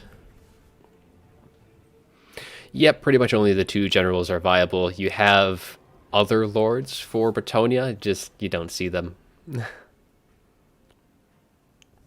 Oh, unfortunate, Hank, that you've had to see the Count's mirrors. Those are like the most grueling things that you can see. Okay, get rid of the debug cam, and then we'll switch on over to the scene. So we'll go over Prussian Prince. So he does not actually have some of the units I was talking about before, so he has no Peasant Bowmen, instead of going very heavy on the caps. We do have Grail Knights, though, as one of the units that I did mention. He does have Fae, double Paladin. Fae Enchantress is going to be rolling in with Earthblood. We have Shield of Thorns, which does help in that engagement. Doesn't really help against Grail Knights, but against, like, Questing Knights, which is also fairly common, that physical resist will help. Base weapon damage will be good regardless. Favor of the Fae to kind of punish those Cav Blobs, and that Chalice of, or the Chalice of Potion to punish the Cav Blobs, and the Favor of the Fae to really give those Grail Knights an insane amount of melee attack. Double Paladins both on horseback, one of which should have Guardian. And then we have Knights of the Realm for the rest of them. Some nice good shot Cav across. Grail Knights for the rest. And that is going to be pretty much it for the army. We have one Spearman at Arms, the rest is all peasants, just to absorb that charge. So it's going to be getting down to who gets the charge off on the other cav. So for Gobble Slayer's army, we do have peasant mobs for that front line as well. And it looks to be a very similar army, considering we just have two Spearmen at Arms, no Peasant Bowmen. We do have two Grail Knights on this side. We have a Grail Knight, Knights of the Realm, and some Grail Guardians. So it's a very expensive cav. So two Grail Guardians, two Grail Knights, and then three Grail Knights and a Knights of the Realm. So very elite on Gobble Slayer's army. We do have just one Paladin going to be coming in with that Guardian, and then the Fae Enchantress. Same kit as with, actually just slightly different if you kind of swing those over. So we have Awakening of the Wood on, not Awakening of the Wood, Dwellers Below on the Fae Enchantress for Gobble Slayer, with Earthblood, and then the same Arcane Conduit, Favor of the Fae, Chalice of Potion. So you can just kind of see the two items between, this is Gobble Slayers here, and then we have Prussian Prince being shown here, so he has that Shield of Thorns. Fae on Gobbo has Dwellers Below, and that is the only difference between the two of them. But yes, I would have definitely brought in one archer, at least one archer, for either side here. I think it is just way too important to have that poison in. But since neither side has it, it doesn't matter that neither side has it, since it would be kind of a wash here. Both armies going to be underway, and it is very much going to be down to who gets the proper engagement, though. On Gobble Slayer's army, it does have two Grail Guardians, and those two Grail Guardians, well, they don't have as much charge bonus as the Grail Knights. Grail Knights have 78 versus the Grail Knights on the other side, which do have only 38. They are much more of a melee unit, like Questing Knights, so they don't necessarily need to get that charge, though they don't want to be taking it either, so they'll be more than happy to just to kind of slowly drag out those fights, and with Fae on both sides, you can be getting those drains across the board. You definitely need to keep the Fae and the Paladins together for both sides, because both of these two paladins definitely going to be hunting down the Fae and the other paladin on the other side. Just getting that better engagement on that front. We do get a charge into these peasant bowmen. The Grail Knights do pull right on back as the Knights of the Realm try and get a counter charge across both fronts. But now seeing that, we're going to be seeing these Grail Knights open for a counter themselves. We do get both of those Chalice of Potions going down. I believe this one's going to be the Goblet Slayer on the left, and the Chalice on the right is going to be Prussian Princes. Just a little delayed, only going to be hitting peasants on both sides. And if we kind of spread out at the rest of the formation here, we're just going to be seeing most everything is centered around the two Faes on either side. So Prussian Prince, though, does have one of the paladins completely isolated. Both the paladins doing a ton of damage, while the other one trying to pull forward, going to get collapsed upon by these Grail Guardians. But that does allow the Grail Guardians on the other side, though these Grail Guardians on Prussian Prince do kind of turn their attention and get a nice side charge into these guys, so doing a nice bit of damage there. It looks like we are going to be getting in Dwellers Below, and this is going to be just so painful for Prince. Like, just look at all these units. They have Knights of the Realm, 2 Knights of the Realm, all three Knights of the Realm, and a Grail Knight, all taking a ton of damage there. The Fey Enchantress needs to try and get an Earthblood off on these guys to kind of heal them up, but that was a massive Dwellers Below for Goblet Slayer, doing a bunch of damage. Now, he has lost his Paladin, but that does mean that he's lost that Guardian for his own Fae, so that his Fae is going to have to be a lot more careful. But that initial Dwellers Below, yeah, that did so much damage. So that's one of the other Grail Knights is going to get routed off, though, for Prince. So we're losing that on that front. So just this overall melee grind, though, is going to favor Goblet Slayer in the long run, because he has those Grail Knights mixed in with the Grail Guardians. So he just has the more elite cav that is going to be a lot more happy just staying engaged in melee, and he needs to try and find the other Fae and get her out of the picture, because then he'll be the one doing all of that draining. But it looks like that Gobbo's Fae is sitting nice and safe behind his own lines, as Prussian Prince's all of his just cavalry is just kind of slowly getting peeled off bit by bit. He still has some returning, but I think things are in Goblet Slayer's advantage here. That Dwellers Below just did so much damage, and it kind of buckled that little line. It forced Prince to pull out, and he just had too many units blobbed up together like that. Though, I mean, these Grail Knights taking a bit of damage, even these Knights of the Realm. So, I mean, the Grail Knight, it's not over just yet, but there is still a very healthy Grail Guardian sitting right here in the center. Now, it is surrounding that Fey Enchantress, so they are all getting drained down, and another Chalice of Potions dropped onto all of that would be pretty punishing. But yeah, things slightly favoring Goblet Slayer in terms of that balance of power. The Paladin actually was somehow able to come back despite being chased off by Prussian Prince's Paladin. And I'm hoping that is not the Guardian. Actually, it is. So Prince is actually chasing with his Guardian Paladin, which is unfortunate. So that means that his Fae isn't getting that Guardian buff just the same as the Fey Enchantress on Goblet Slayer isn't getting that either. And more, though, of Prussian Prince's cavalry just kind of getting broken down. We have Knights of the Realm back. The Fae and the double Paladin, though, is really going to have to be that X factor here, he needs to try and get rid of the opponent's Fae. That is kind of going to be the big thing here. Because, I mean, though at this point, the Fae on the other side is only going to be pretty much just getting those heals off. His Paladin does see that opportunity, though, going to be diving down on top of the Fae, while the other one goes for the Fae on Prussian Prince. But that one is close to his own Paladin, able to rout off these peasant mobs and potentially these spearmen as well, getting very close as he is trying to get into the assistance of his own Fae, while Goblet Slayer is able to kind of sneak around the Paladin, getting him caught up in some Grail Guardians, allowing his own to kind of pull back the balance power, shifting more and more into Gobbo's favor at this stage of things. And Bretonnia is winning and losing here.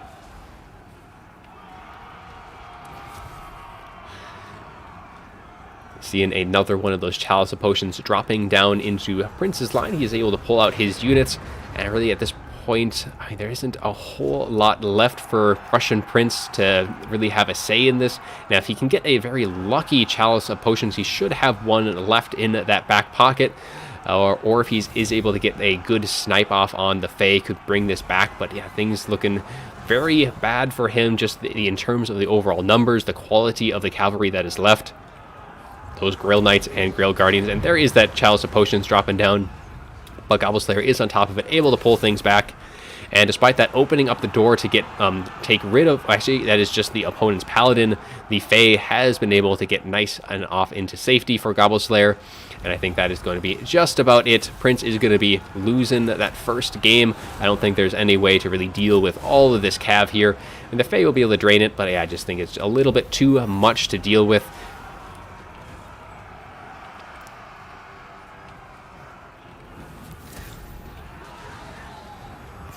Yeah, I'm very interesting to see the total value on Gobbo's Fae, because just so much value was generated in that Dwellers Below, and just being around throughout the whole fight, just draining everything down, as the Fae double paladin for Prussian Prince just holding out despite all odds, able to continually drain these guys down. But yeah, I think it is only a matter of time. As soon as any one of these units route, I think that is going to be pushing it all the way, because Prince does not have anything to make sure anything that does route comes back.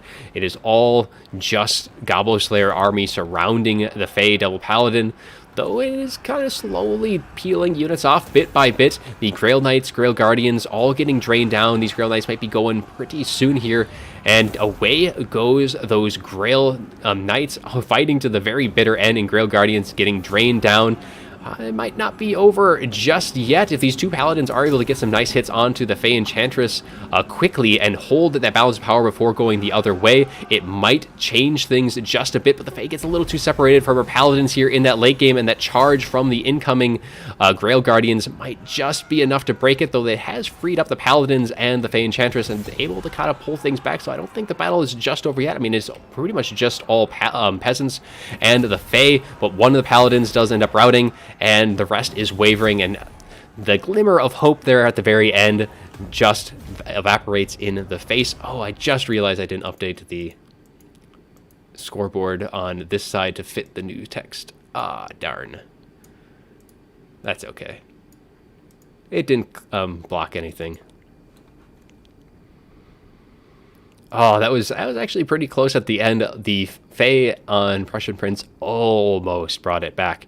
But the Fae, oh my gosh, look at that value on Gobble Slayer's Fae Enchantress. 4460. Oh, that Dwellers Below just I think that was pretty much the deciding factor there. That one Dwellers Below at the right time caught 4 different Bretonnian Cav on Prussian Prince's side, and that just so much value generated on the Fae. If you look at Prussian Prince, I mean, almost 4,000 on that side too. Oh, yeah, both Faes just generating insane amounts of value, and this is why you take the Fae in most of these matchups. Oh, that was just ridiculous on both sides. And now let's look at the cavalry, the elite cavalry. So 1,800 on one of the Grail Guardians, Grail Knights, getting some decent value across them, and the Grail Knights on Prince's side. Yeah, they just didn't trade as well as the ones on Gobble Slayer. They're just a lot better. Paladin got broken down on that side, but the two Paladins on Prussian Prince did pretty good. And then just the Knights of the Realm were kind of the last units there. But yeah, the Faes, oh geez. Just the heavy lifting on those two. That is ridiculous. Switch back to this one before they change their armies out.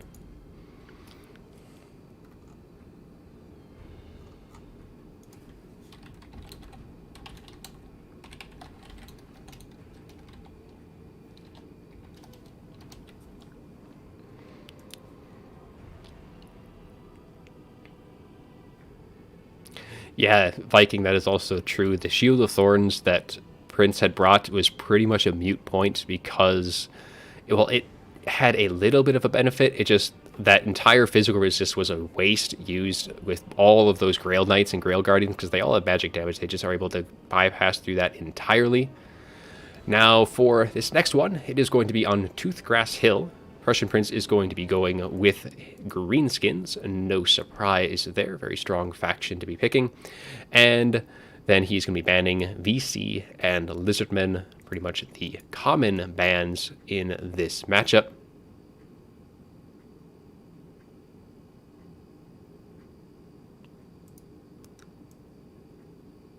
And we'll update the scorecard as well with Gobble Slayer taking that game 1.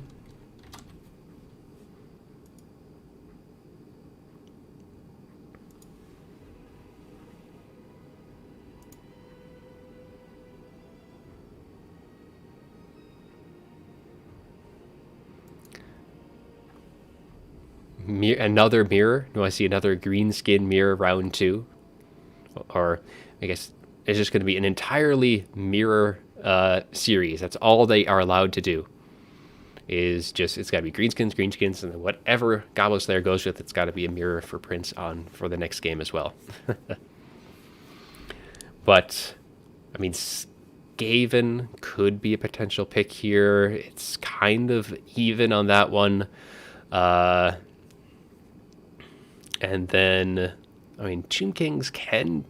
I mean, Tomb Kings just haven't had a whole lot of really good luck, though they've kind of figured out what the greenskins have been doing lately. They've been going very heavy with that like Stone Troll blob, but Tomb Kings have just been doubling down on the opposing aspect of that. We're just going heavy anti-large, like you're bringing the Necrosphinx, you're bringing like the Necronites with halberds and stuff like that, where that's not necessarily the best pick anymore, or necessarily the best pick for greenskins. It used to be very more kind of greenskins favored, kind of swinging back and forth. Yeah, most greenskins players would welcome the Empire matchup to an extent. I guess there's kind of differing opinions on that. I think if you ask like Satsuma, it's like, yes, I'll fight Empire any day of the week for that.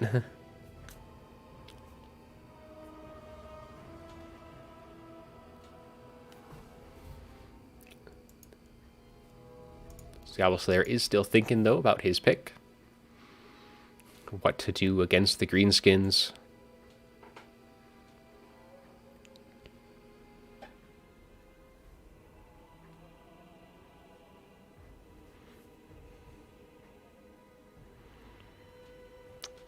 But, I mean, Beastmen, not impossible to do. Dark Elves is a no. Dowie depends. Empire is, some people are saying that's a decent matchup, but I mean, I think you have to be pretty familiar with it to really kind of work against that. So yeah, I mean, I'd probably not go High Elves either. That's probably not a good one to do. Lishman's been banned. Norska is pretty favored for greenskins. I think Skaven's even. Tomb Kings. You could go Coast, though Coast has had some pretty abysmal win rates as of late, especially in that round 3, which kind of touched on a little bit yesterday in our stream, just kind of seeing how all the factions have been faring. But Chaos has been okay, but I think traditionally that is still greenskin favorite, and then Wood Elves can make it work as well.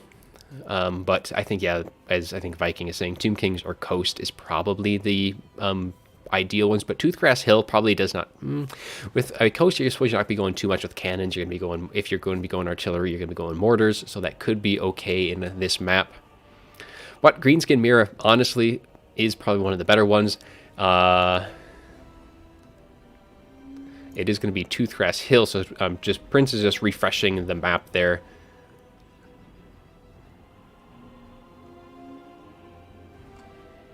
Just so Gobbo can see it, because he's thinking of doing Coast, but I don't know if this map necessarily lends to that. But Gobbo Slayer is going to be going with Coast on this. He does play Coast, so it's not like it's going to be a completely new matchup for him. It just Coast has been struggling lately. If I can get that placed, there we go. So Prince has already a build set and ready to go. And now we are going to be seeing how quick Gobbo is ready on his end. But Prince, I know, has played this matchup quite a few times before. So I think he has a good idea on how this is going to go.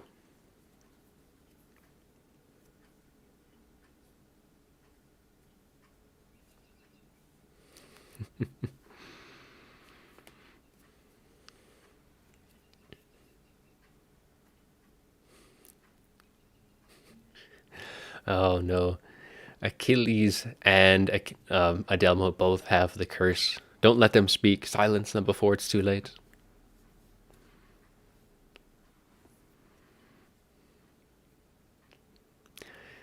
Yes, Echelon, that is a new record, hitting up to 121. And there may have been one stream that I think peaked very briefly when I think I got like a shout out from Legend of Total War, where I got a little influx. But I think this has definitely been the longest standing record of consistent viewers at this height. No, I don't think there's a single VP build that is my invention. Deck bombers. I don't think that's really good here in this matchup. I don't think deck bombers works in this one.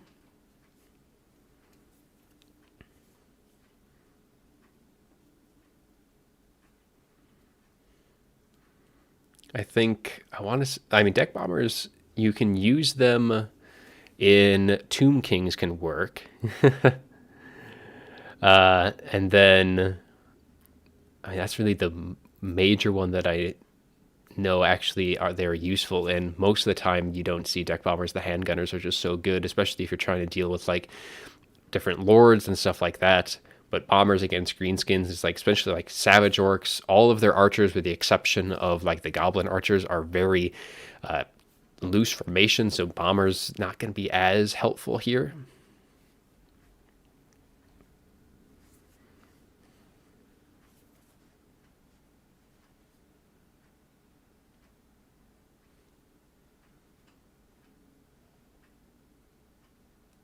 Yeah, the bat with the bomb is those deck bombers. It's not the exact name of the unit, but I think it's like deck droppers with bombers or something like that. They have their uses, but for the most part, you do see the handgunners or even just the regular pistol one. For the most part, against counts as well, I suppose they could be useful.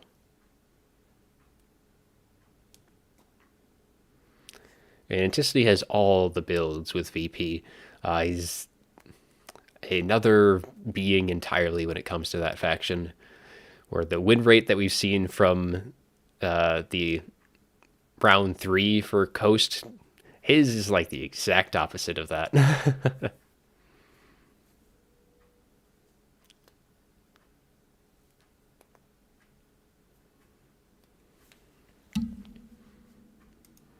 They are still just waiting on Gobbleslayer to ready up.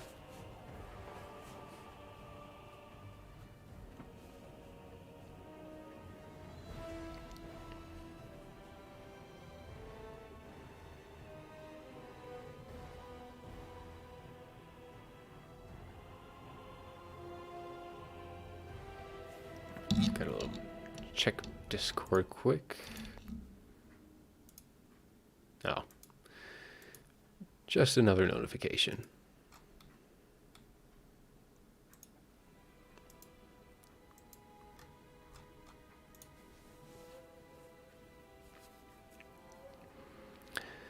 Yeah, we'll see if Gobbleslayer is able to come back from or not come back, but prove those statistics wrong from the round 3. See if he's able to actually pull forward here. Be seeing if he can. It'll be interesting if he's able to beat Prince's build. If not, I mean, there's definitely builds that can. That's the thing, though. It's like against greenskins prior to the last patch, I think Coast was good against everything, but this was definitely a Coast favored matchup with what they had.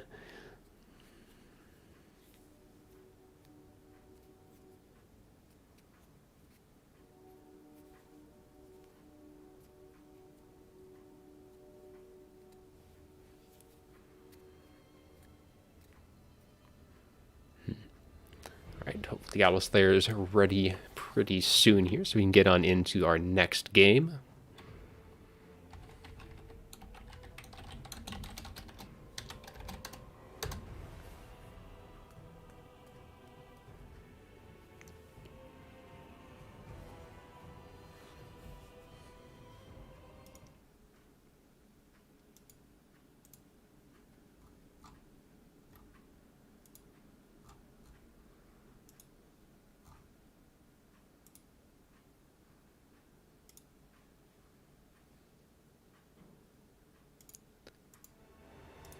Well, I guess Gobble wasn't necessarily completely ready for this matchup. Then it looks like he is ready now.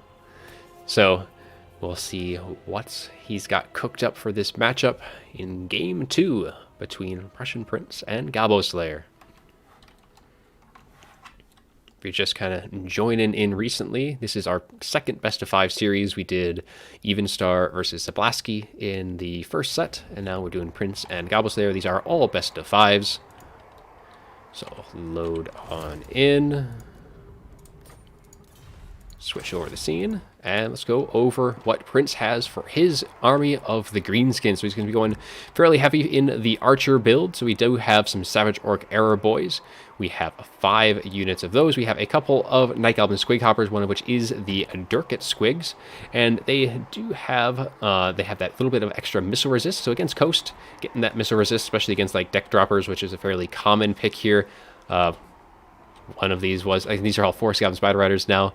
So yeah, one of them has, I think it's 25% on the Durkit Squigs, but we have some Forest Goblin Spider Riders, so 2 units of those. And that flanks we have the 8 peak loonies, able to kind of just chew through potentially any of the more elite units. It's not completely uncommon to see like Depth Guard or something like that, and those fanatics will wreck them, and just having an unbreakable unit anyways is very helpful.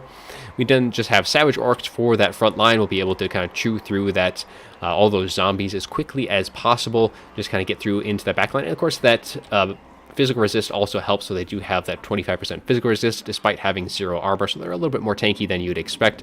We have some goblins on the 2 flanks, what I've been seeing, and then Giant River Shoalhag for the Lord bring in, or for the hero bring in Spirit Leech and Mither, and then for the magical damage we have an Orc Shaman coming in with, I believe we have Gaze of Orc, and is that Fist of Gork for the other one, which imbues that magic damage and gets a little extra melee attack and melee defense as well. So against like Sirens, for example, you really do need that magic damage. So having Fist of Gork very much in auto include, otherwise you have to rely pretty much entirely on your Giant River Trollhag to whittle those things down.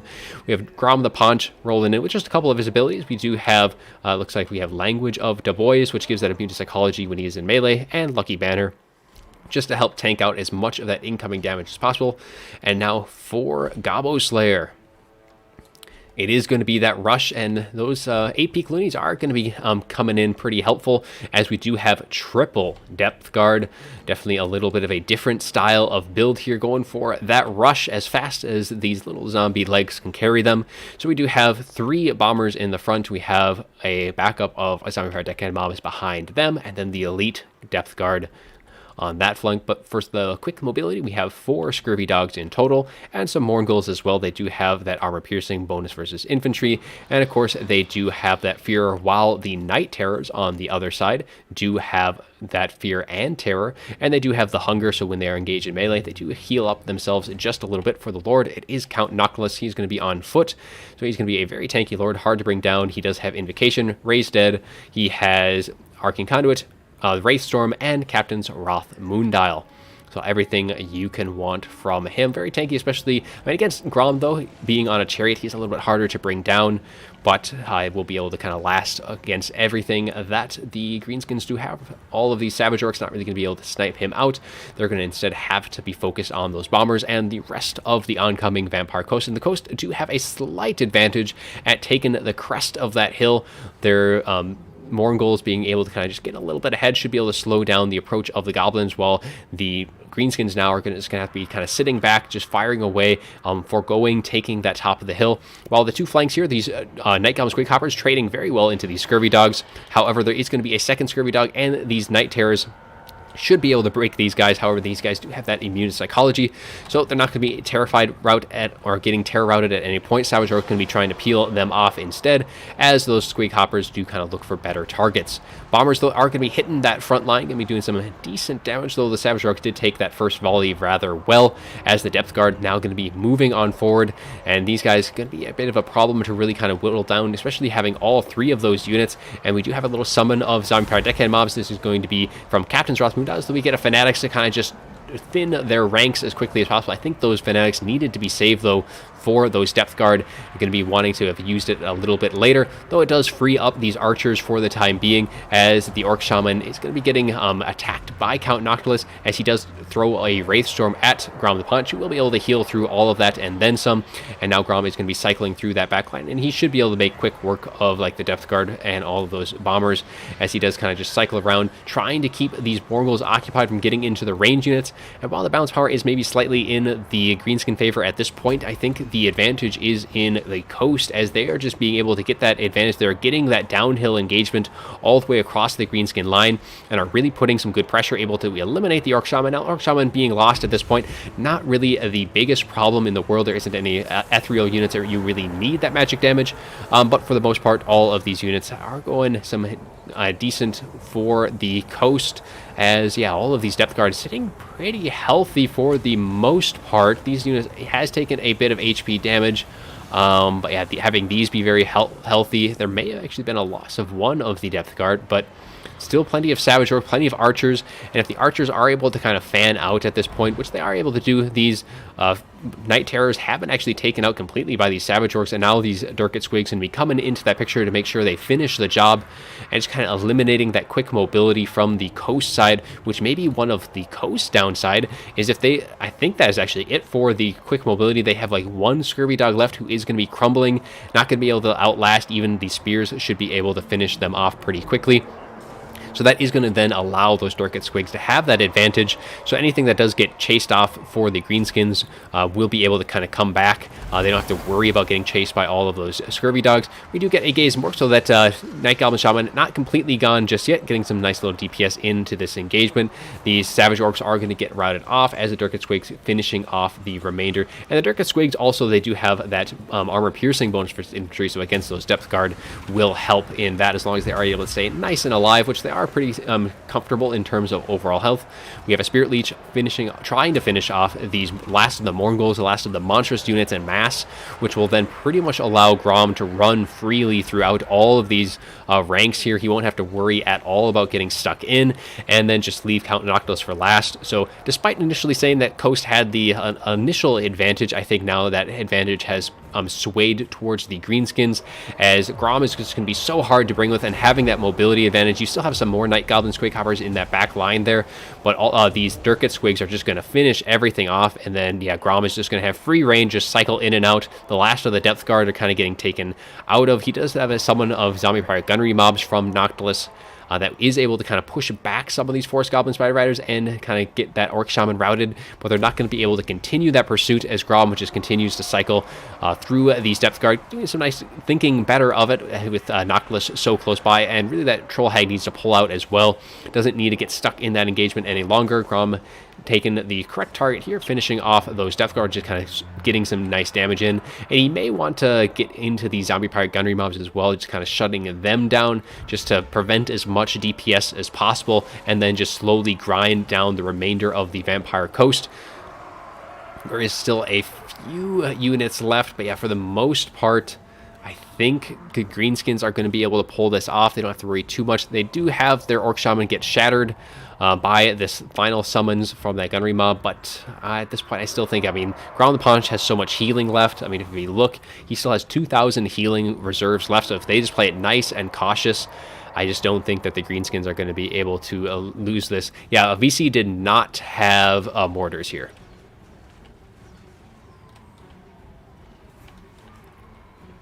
Yeah, for the price point, it's more, if you bring Depth Guard, going back to an earlier comment there, if you bring Depth Guard, it's more like it's trying to get your opponent to not have counters for them, because if you bring them and your opponent did not prepare for them at all, they can actually do very well. They have lasted all the way to the end, but I just don't think it's going to be enough, because especially Grom is just going to have complete control of the battlefield at this point. The last of the zombies on that side getting taken out. The Wraithstorm brings that balance power a little bit back, but there was still so much healing left on Grom. The Giant River Troll Hag as well has a ton of healing, and it's just going to slowly be a slog to finish off the last of the Depth Guard. The Durkat Squigs should be able to easily finish that off. We still have some more Night Goblins, of course, that have that armor piercing bonus versus infantry, and that poison as well, just continually being applied across the coast roster. But yeah, I'm pretty sure Greenskins have this at this point. Even Noctilus is getting close to his healing cap. So he says just a little bit of healing left, but soon he is going to be standing alone amongst just the tide of greenskins, all these Dirk Squigs, all of the archers. Just going to be continually peppering away, and Grom is having the time of his life just cycling through all these Depth Guard. They are disintegrating now. The other one is probably going to be sure to follow. It still has minus 15, but it is able to kind of stabilize its leadership. It's not crumbling just yet. I think now it is crumbling just as I say that. Archers just continually plucking away Count Noctilus and all of the Dirk Squigs, or the Nightcom Squig Hoppers, just whittling Noctilus down rather quickly at that point, and even the Giant Patrol Hag just swinging that meat stick around.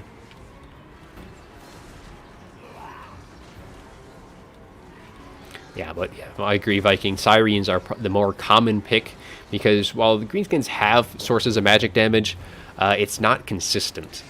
You don't have that consistent magic damage. It's all in their like spell casting. So you have the Fist of Gork, and if you can eliminate those sources, those Sirens are very hard to bring down.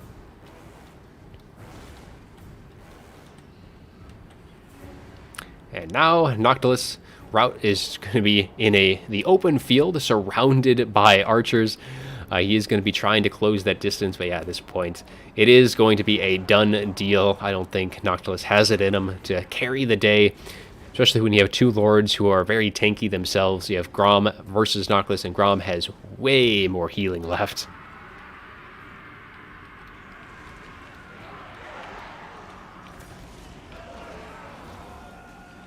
Last of the infantry disintegrating, and with that, I think army loss is going to be taken hold of Noctilus if he takes just a little bit more damage.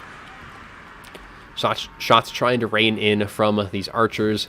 But yeah, as soon as he does get caught, I think that is going to be a done deal.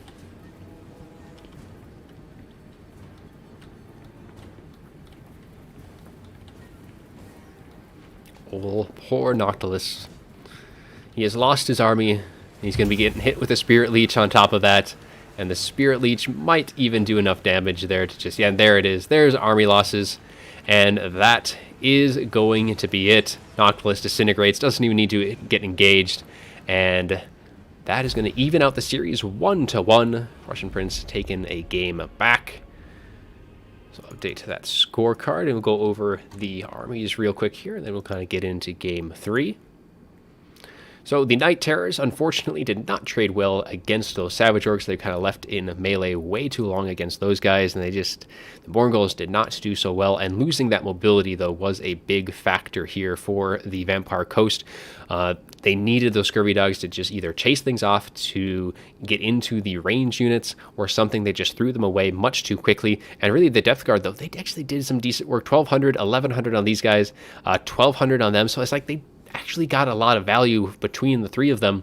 It just wasn't enough to hold it back, and I think, yeah, had the Scurvy Dogs been just a little bit more careful, I think it may have been a little different story. And really the Bombers, I don't even know if they're that good here anymore.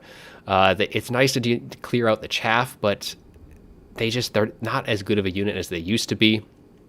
Noctilus was able to get some nice, decent value as well. However, for the Greenskins, Skirmish Cav doing as those Skirmish Cav do, doing some nice, good damage on them, and all of the archers, pretty good value between them.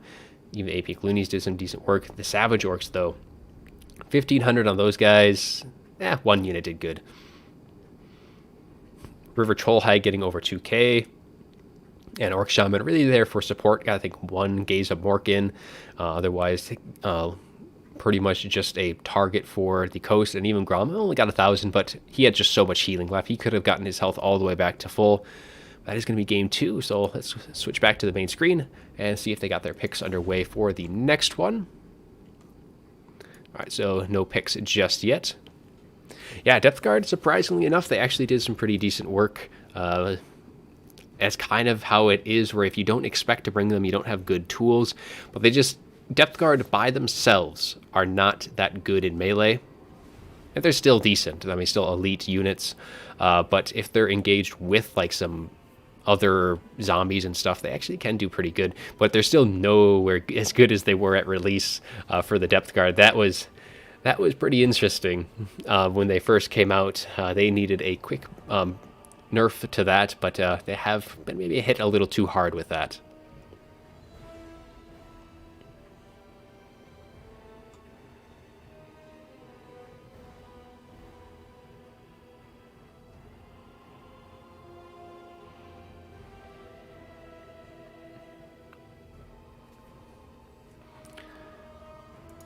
All right, so just waiting on picks for the next one. So it is going to be Gobbo Slayer with his picks this time around. He does get to pick the map. He does get to get his pick and double ban. So see how things shake out on that front.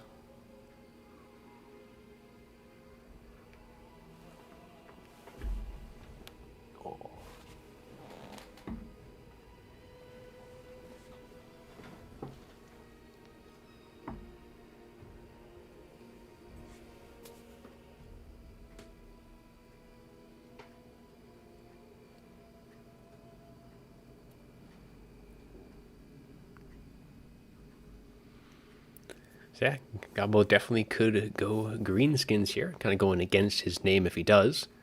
But as I say that, he picks greenskins, bans Lizardmen, and Tomb Kings.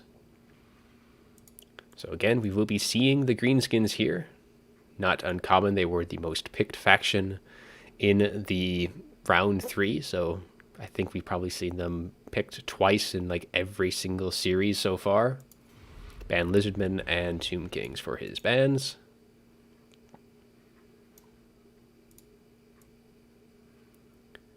And that does open up VC. However, I don't think Prince plays on them a whole lot.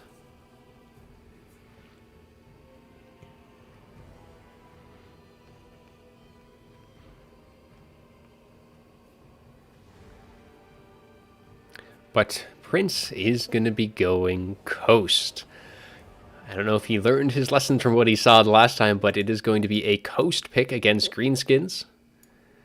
It's going to be... We'll see if Prince is able to pull something back that Gobbo was unable to do.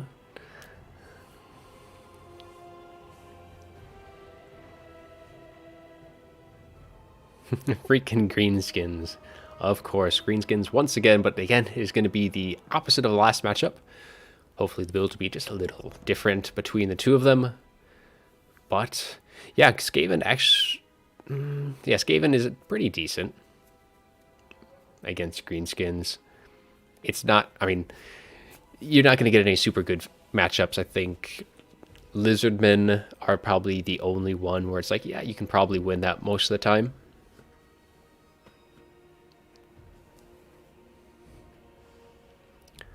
PP plays Coast occasionally. I've seen him play it in a few tournaments so far. Yeah, definitely more than VC, I imagine. Because, yeah, VC, I don't think I've seen Prince play VC. He might have, like, maybe a matchup to play it against, but I don't think I've seen him do it.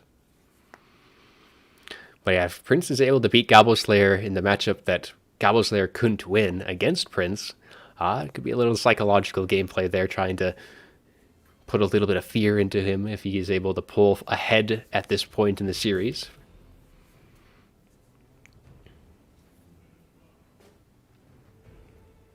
Deck Droppers Blackthorn is the one you're thinking of. There's also the Ethereal ones, which they take a lot of damage from Spirit Leeches, but can be rather resistant.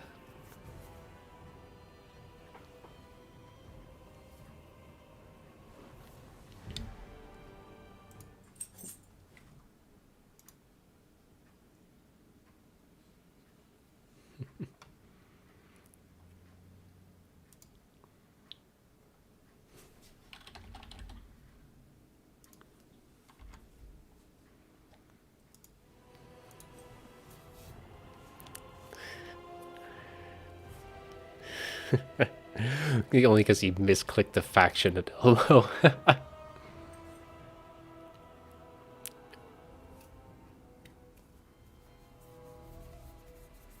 Now Achilles is back with a vengeance.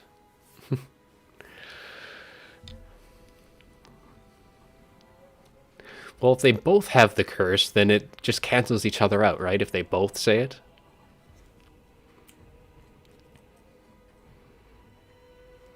So Prince is ready to go, just waiting on Gobbo Slayer to finish up his army.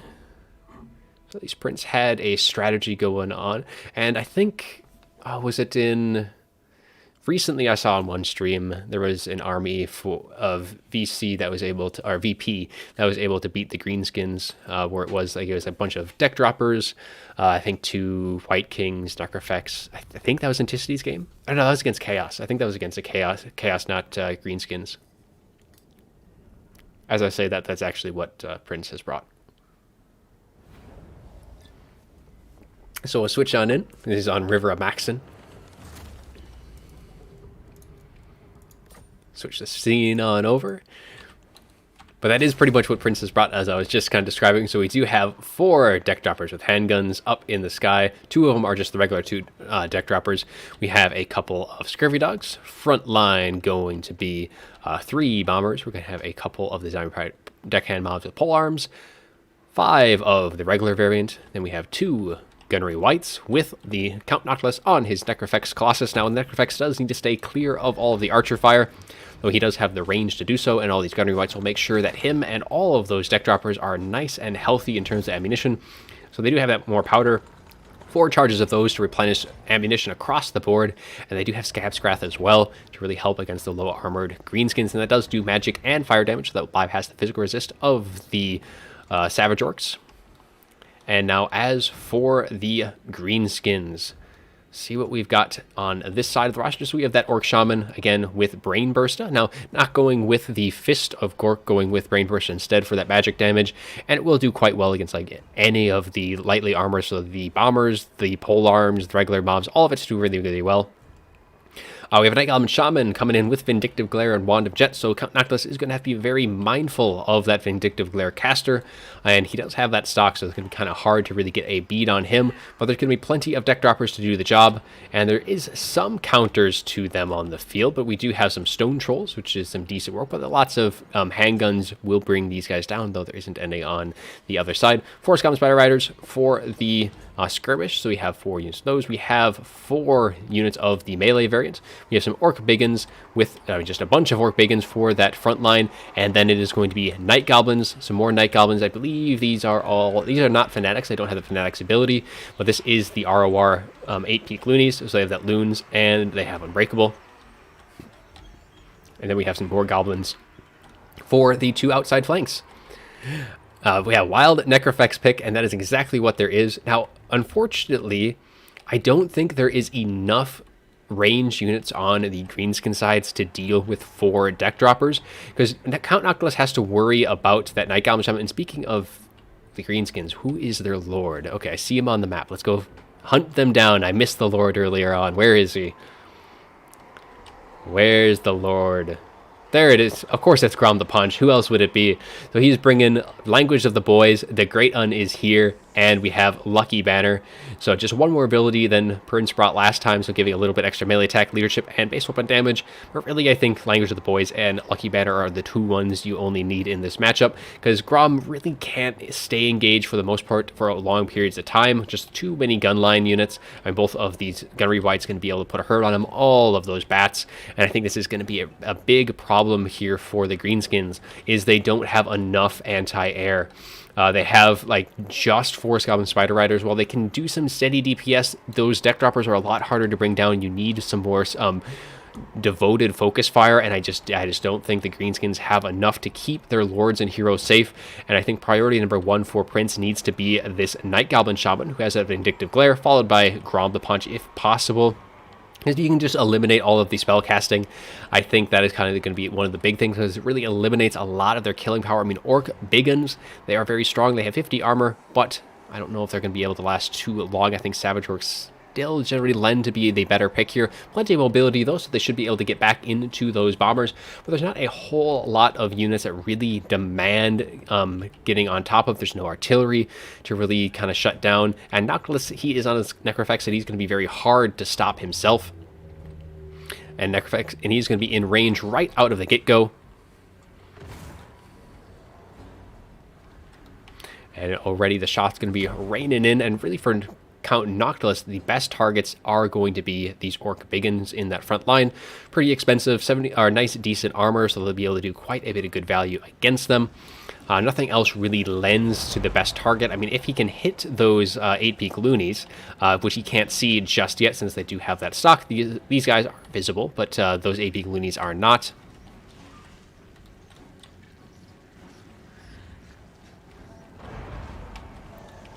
And now the air squad for the Vampire Coast going to be flying overhead. They do need to be at least semi-cautious of the Force Common Spider Riders. They can't just completely go up against them, as that Vindictive Glare does go down. It clips a couple of the deck droppers, and it was going for that Gunnery Wipe, but unfortunately most of that damage does not do all too much work. As it kind of lands either astray, and that high armor of the Gunnery Wight. I mean, they have 120 armor on their crab. They are very hard to bring down, and they'll have some nice steady DPS throughout the fight, as the deck droppers or the deck hand mobs for the Vampire Coast going to be positioning themselves to take the initial charge from all of the Vampire or from the Greenskin forces. We do get a Wraith Storm though coming in from Count Noctis on top of Grom the Paunch, doing some nice bit of damage, and Grom actually has taken quite a bit so far, as he is just kind of wheeling and dealing in that back line. And all of these deck droppers, though, are doing a lot of good work. They have pretty much free reign. Now that Orc Shaman being very cautious, staying in that tree line, staying nice and hidden, so Prince really probably doesn't even know that one's there. He knows that there's a Vindictive Glare caster for sure, because he's seen it been cast so far, but really his only good target right now is Grom the Punch, who has taken a bunch of damage at this point, and really he is at that point where those deck droppers, they really can finish the job. And Noctis is taking focus fire from all of these Force Common Spider Riders, and they will, I mean, as I'm saying, they should do some decent damage. He is not taking, like, any damage himself, and a Vindictive Glare is going to be going his way, though, from that Vindictive Glare caster, as it arcs its way out, going to be making connection, doing some nice decent amount of damage, but of course, Noctis does have plenty of healing. We get a nice Fanatics going through these Zombie Power Deck mobs, going to be causing them to disintegrate, and a Brain Burst going off. I think that is the first one, so that will tell Prussian Prince that there is going to be an Orc Shaman who has emerged from the tree line, going to be visible, and that might be the cue for all of these handgunners to just go right overhead and make sure that that Orc Shaman can cast no more.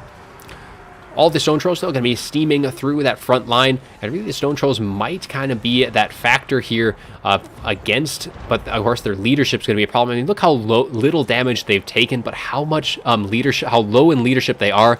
If they continually take fire from, like, Noctis, all these handgunners, you can cause these guys to rout off, and they just kind of continually make sure they're not a factor in that infantry fight. Though we are getting some units emerging from the tree line. These Force Common Spider Riders coming on out, looking to get into the back line of these zombie pirate gunnery bombs with bombers. Looking to shut these guys down, who are doing a nice bit of work in that front line, getting some nice volleys off on that front. And that Necrofex, though, just continuing to light up these Stone Trolls, who are routing, taking quite a bit of damage, but still have all 12 of their bottles left. I hear another Wraith Storm going down. This time it is going to be going right for Grom the Punch. And all of these deckhand mobs still sitting very pretty in terms of ammunition. I mean, those Gunnery Wights just continually defeating all of these troops with just tons and tons of ammunition is going to keep these guys alive and well, and they should be able to outlast all of the shots coming in from, like, the Force Common Spider Riders. We do get another Vindictive Glare coming in, and I think that might have been a little miscooked. I think it went through just these deck droppers with handguns. I mean, the trolls, what is their base leadership, like 40? They break exceptionally easily, and since, like, Count Noctis on his Necrofex, he does have Fear and Terror, so that debuff to those guys, it does not take much, and if Grom is not close by, that Terror route is going to be insensitive, and this is their second time they've routed right now. Those Stone Trolls, once again, all 12 of their models, they route again, and that is their second time, one more time, and that is going to be all she wrote for those Stone Trolls. Balance power, though, heavily in the Coast favor. All just that air squad, just so strong at this point. All of these Gunnery Wights just doing so well. They're so healthy. Noctis is so healthy. Plenty of ammunition to spare. And Grom the Paunch has just been unable to stay engaged in melee, providing his buffs. He has to be so super cautious at this point. We do get an overcast. Oh, that was an unfortunate cast there by that Night Goblin Shaman. Overcasted right into his Force Common Spider Riders, completely missing out on his mark.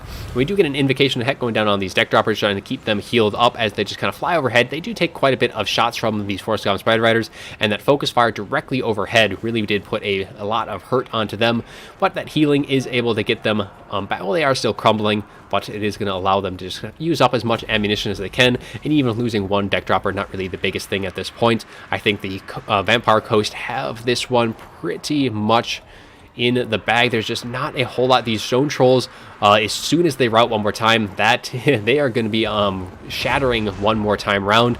Force Common Spider Riders do get routed off. There's just way too much guns in the air. There's too much, like, both of these white gunnery whites. 120 armors, like, you have to have the stone trolls to deal with them. Nothing else. I mean, Grom can, but he's so very low. As I say that, where is Grom? Grom is still in the tree line. Look at how low he is in terms of total HP. He has 830. He is going to be healing through that. Shaman staying nice and safe as well. I think at this point it's only a matter of time. If Count Noctilus, both of these gunnery whites, focus down these stone trolls, they should actually cause them to rout off. But they are going to be compromised by these Orc Biggins and the Force Common Spider Riders charging in. But with Count Noctilus here, a little summon on top of these guys and all the guns coming in from the sky should be able to deter these pesky goblins and orcs from disrupting their fun for any longer than possible. And those stone trolls are going to be wavering. If Noctilus wades forward even a little bit, but there they go. See, there they are shattered off the field. Stone trolls not going to be a threat any longer. And with them gone, I mean, dealing with the gunnery whites and Noctilus, what do they have left? They have Grom, they have Vindictive Glares, but that is pretty much it. And I think that is going to be a win for the coast, as Prince going to be defying the odds against the Greenskins. I think that is going to be army losses there in just a second. There it goes. Prince takes game 3. Going to be taking that series up to 2-1. But the battles are not over just yet. We still have some more games to go. But it is going to be match point now for Prince going into the next fight. He does have first pick here, so he is going to have a slight advantage getting those picks and bans off on his own. Grom, unfortunately, a rather big disappointment for Gobbo Slayer in this match. Just was constantly harassed by guns and had to be super careful. So his language of the boys, which gives that immune to psychology, just he could not stay close enough to apply that to his front line without dying himself. So well played on Prince's side, making sure that that was not going to be a problem. Night Goblin Shaman did some nice work. Orc Shaman, on the other hand, did not. Rest of the forces, 8-peak Loonies only got just a handful of points. I mean, everything just did not generate a whole lot of value for the Greenskins. Stone Trolls only got 200. And if we look over on the other side, I think we're going to be seeing a lot, as I was kind of expecting to see a little bit better value on the Deck Droppers. But the Bombers were able to get like 600 for a couple of them, doing some nice work there. Front line, nothing really too ridiculous. I mean, one of the gunnery whites got 1,400. Noctilus did get 2,700, so there's a lot of value on him. And very nice having him stay alive. And I think had the Greenskins gone with a very wide archer line, this may have been a very different battle. Just not enough anti-air, and you need to be at least have stuff prepared to deal with a bunch of bats, Noctilus, and the like. So that is going to be it for this game. So let's go back to the main screen, as picks and bans should be underway for our next one.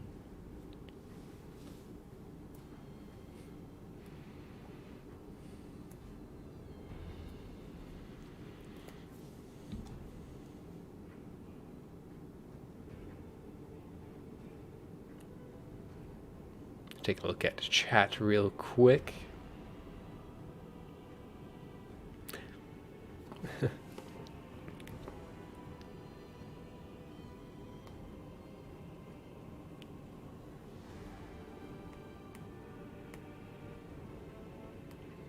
Yeah, very well played though by Prince there.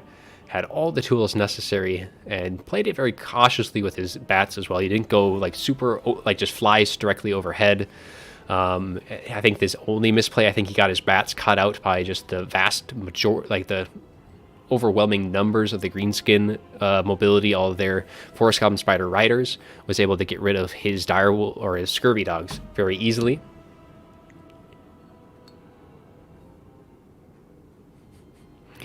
Well, yeah, the Greenskins are off the table, and Coast is also off the table. Now, actually, the picks with Coast, the only reason I think we're seeing them is because of Greenskins. They used to always be picked, like, before the Sisters in the Twilight DLC came out. They were always in the tournaments. You would see them in the first or second pick almost every single time, just like Greenskins are now. And now it's, like, just like the Greenskin troll show. All right, that was shouldn't have been a tongue twister, but I made it into one.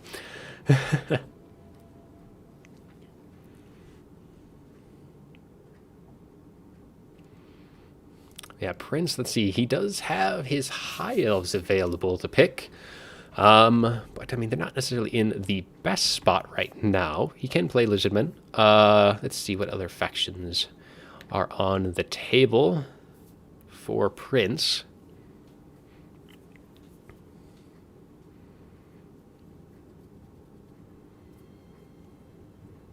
But would not surprise me if we see High Elves here. Empire, that could be a decent pick as well. Demo, you just probably know what he's going to be picking anyways. Oh, Chaos actually is a possibility. I know he has been practicing with them, but I think that was mostly for the Bretonia matchup, which has already been played. Which, yeah, it actually surprises me now that I'm thinking about it. Prince has been practicing the Bretonia matchup as Chaos, and he didn't pick them in the first match.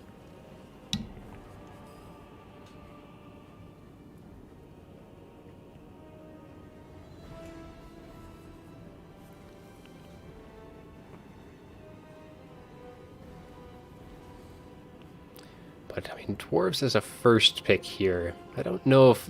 I mean, because if we take a look at what Gabo has left to play, we still have Dark Elves, Beastmen, Skaven. I think there's no way that Prince takes Dwarves here. Oh, update scoreboard. Of course. Correctamundo. Prince is now up 2-1. It'll update. The gods in my ears telling me to update that scorecard. But looks like we are going Lizardmen, banning Dwarves and Skaven. So we got Lizardmen, banning the Dawi and Skaven. And he's going to be on Langwheel for our map.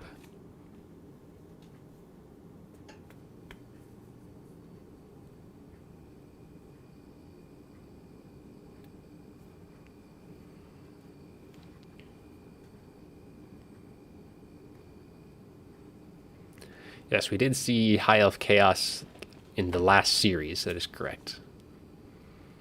And now it is up for Gabo there to pick, so for what he has left. So no Dawi, no Skaven. I know he does play a lot of Dawi. Let's see, Empire's possibility, but I don't think it's likely. Dark Elves, you could play Dark Elves. Tomb Kings is an option. I think that might be a possible pick, but with Langwheel, you don't necessarily have the line of sight that you want. There is enough tree line where the Lizardmen can kind of take those approaches, and depending on which side it is, it might be even more detrimental to be going with the Tomb Kings. Do not want... Well, Lizardmen Mirror is not so big, because you are going to be probably seeing a big dino fight, which is always exciting to see, but it's going to be a little harder to kind of figure out which way is going on. Wood Elves... I wouldn't go with Wood Elves. You could go Chaos, though. You could go Chaos against Lizardmen. But he is going to be going Tomb Kings. Another one of those factions which, on paper, is a very good faction, but has generally not performed as great. But it is a favorite matchup into the Lizardmen. The Lizardmen definitely have some builds that it really does struggle for the Tomb Kings to deal with, especially when you expect to see big dinos, you don't get them, or when you expect to not find big dinos, and then there's big dinos. So it'll be interesting to see how this kind of plays out here. Adelmo, you're saying Dawi should be banned, but that's your main faction.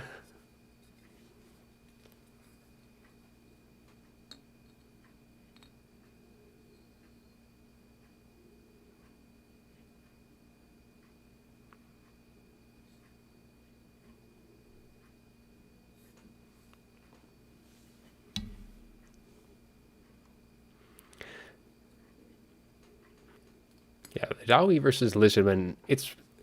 depending on who you ask. If you ask like a Lizardman main, they'll probably say it's Dawi favored. If you ask a Dawi player, it'll say it's Lizardman favored. So which pretty much means that's going to be an even matchup.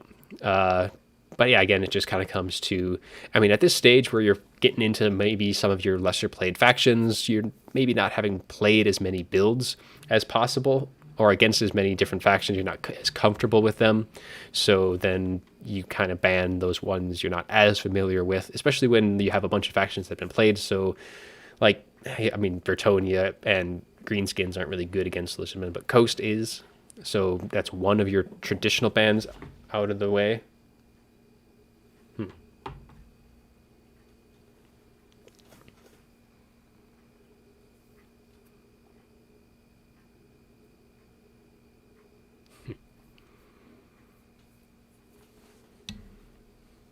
Hey, Michael, then welcome to the show then for Warhammer 2. Even if you haven't played, it's still good fun to be watching this exciting gameplay for the most part. Lots of ridiculous units and fun tactics to be had. Yeah, Delmo would know. He's played every single Total War game that's ever happened.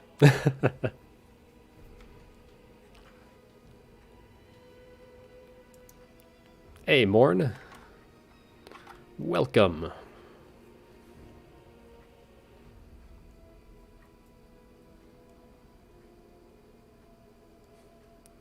Maybe we'll see Dowie if this goes to another game, but I mean, if it does go to another game, I would definitely expect to see Dowie in the pick 3, because if Gabo wins, it does go to a pick 3 where he gets those picks, and yeah, imagine he'll add that into the list. Oh, thanks for the support, Michael, then. Glad you're enjoying all of the videos and streams.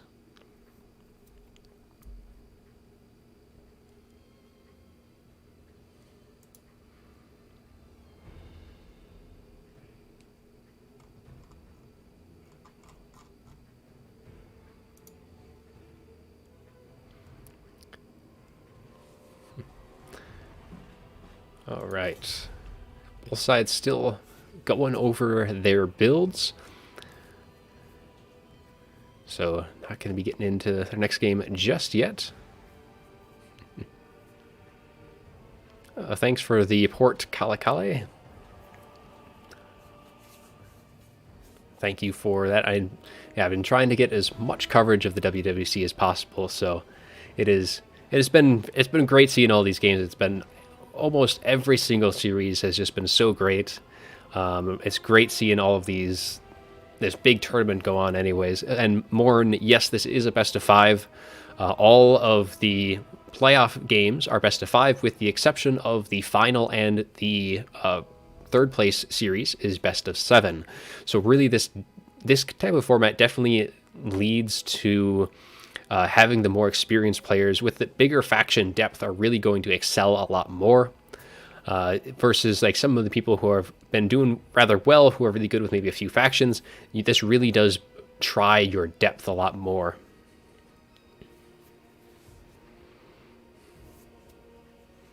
Well, Krell, it'd be fun to see 2 more battles. I am rooting for our Prussian Prince. We are both in RTK after all, so I can't go against that. So I am hoping he does pull it off, but it's always fun to play more. Dodgy Ticker can't take 2 more games. The pressure will be too much in his old age.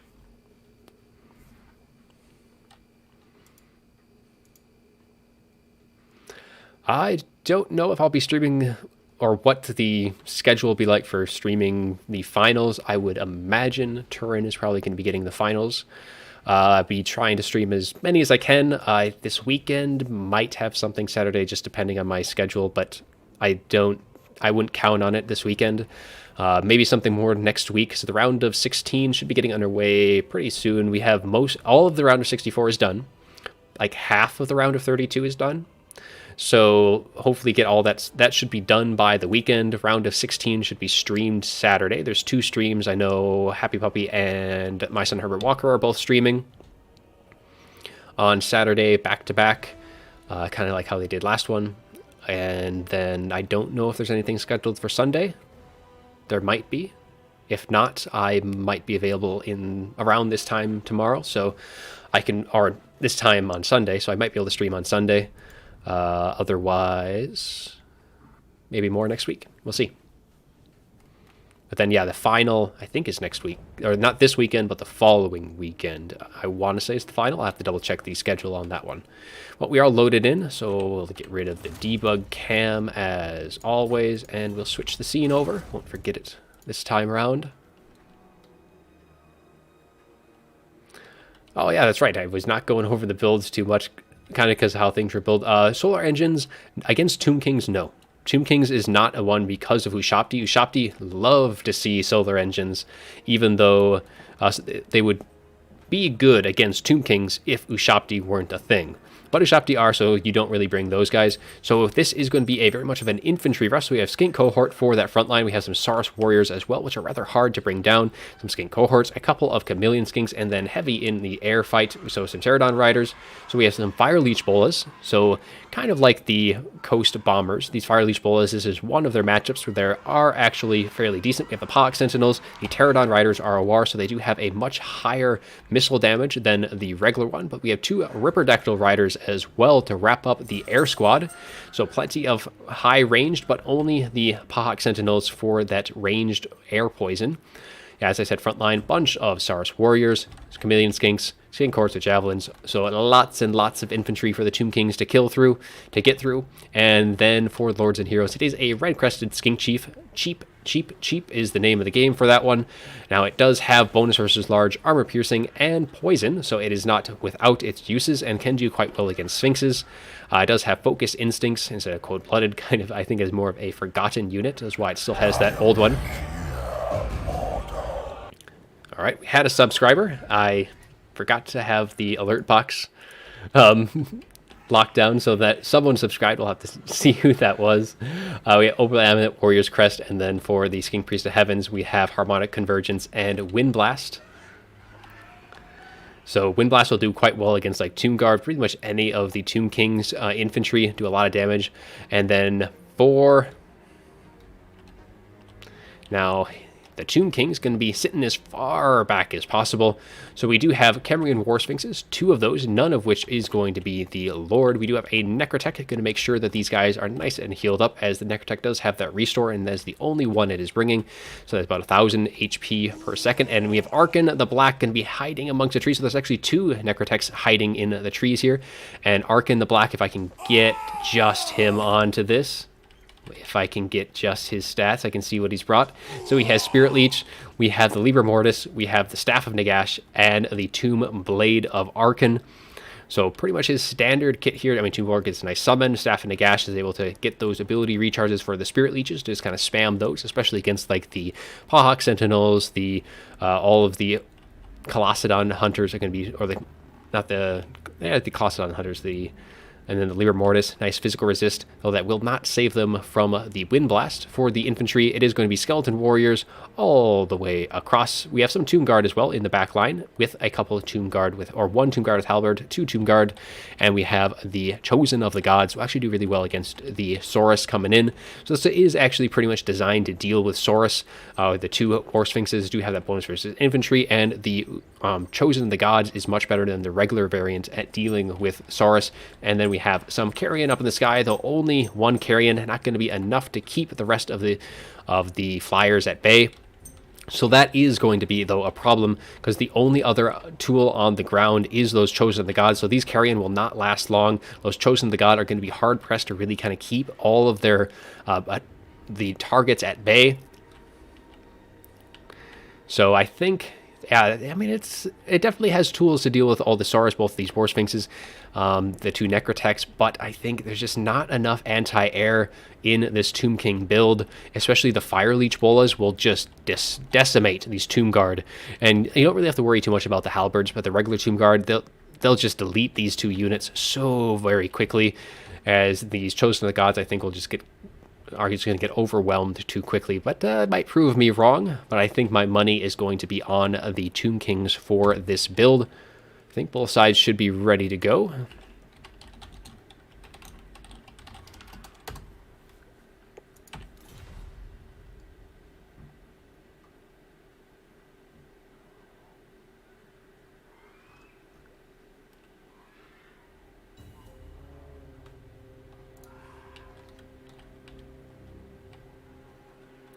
So yeah, I am just back comments a little ways. So Kenny, I am just kind of streaming this for myself. Yeah, I've been streaming since like September, I think is when I started.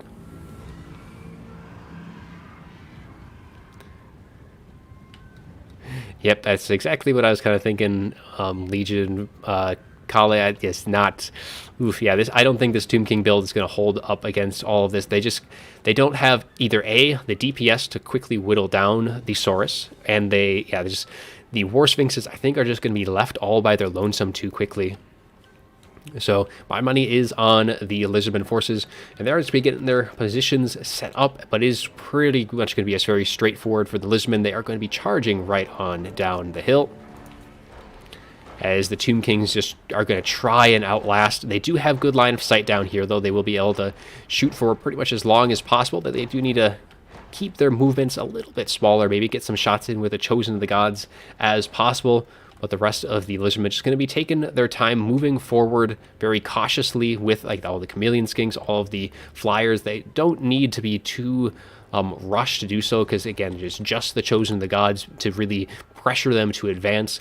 They can take their time taking the advantage, taking a few shots on the approach, as the Chosen Gods does open up into the skink cohort with javelins. And I mean, it's not the worst target, but they really do need to be shooting into the Saurus. The Saurus is going to be probably the biggest problem for the Tomb Kings, as yeah, the Chosen of the Gods, they need, yeah, I just don't think the Tomb Kings have it here. This is just not enough tools to deal with what's coming, but maybe we'll be proven wrong, but we shall see.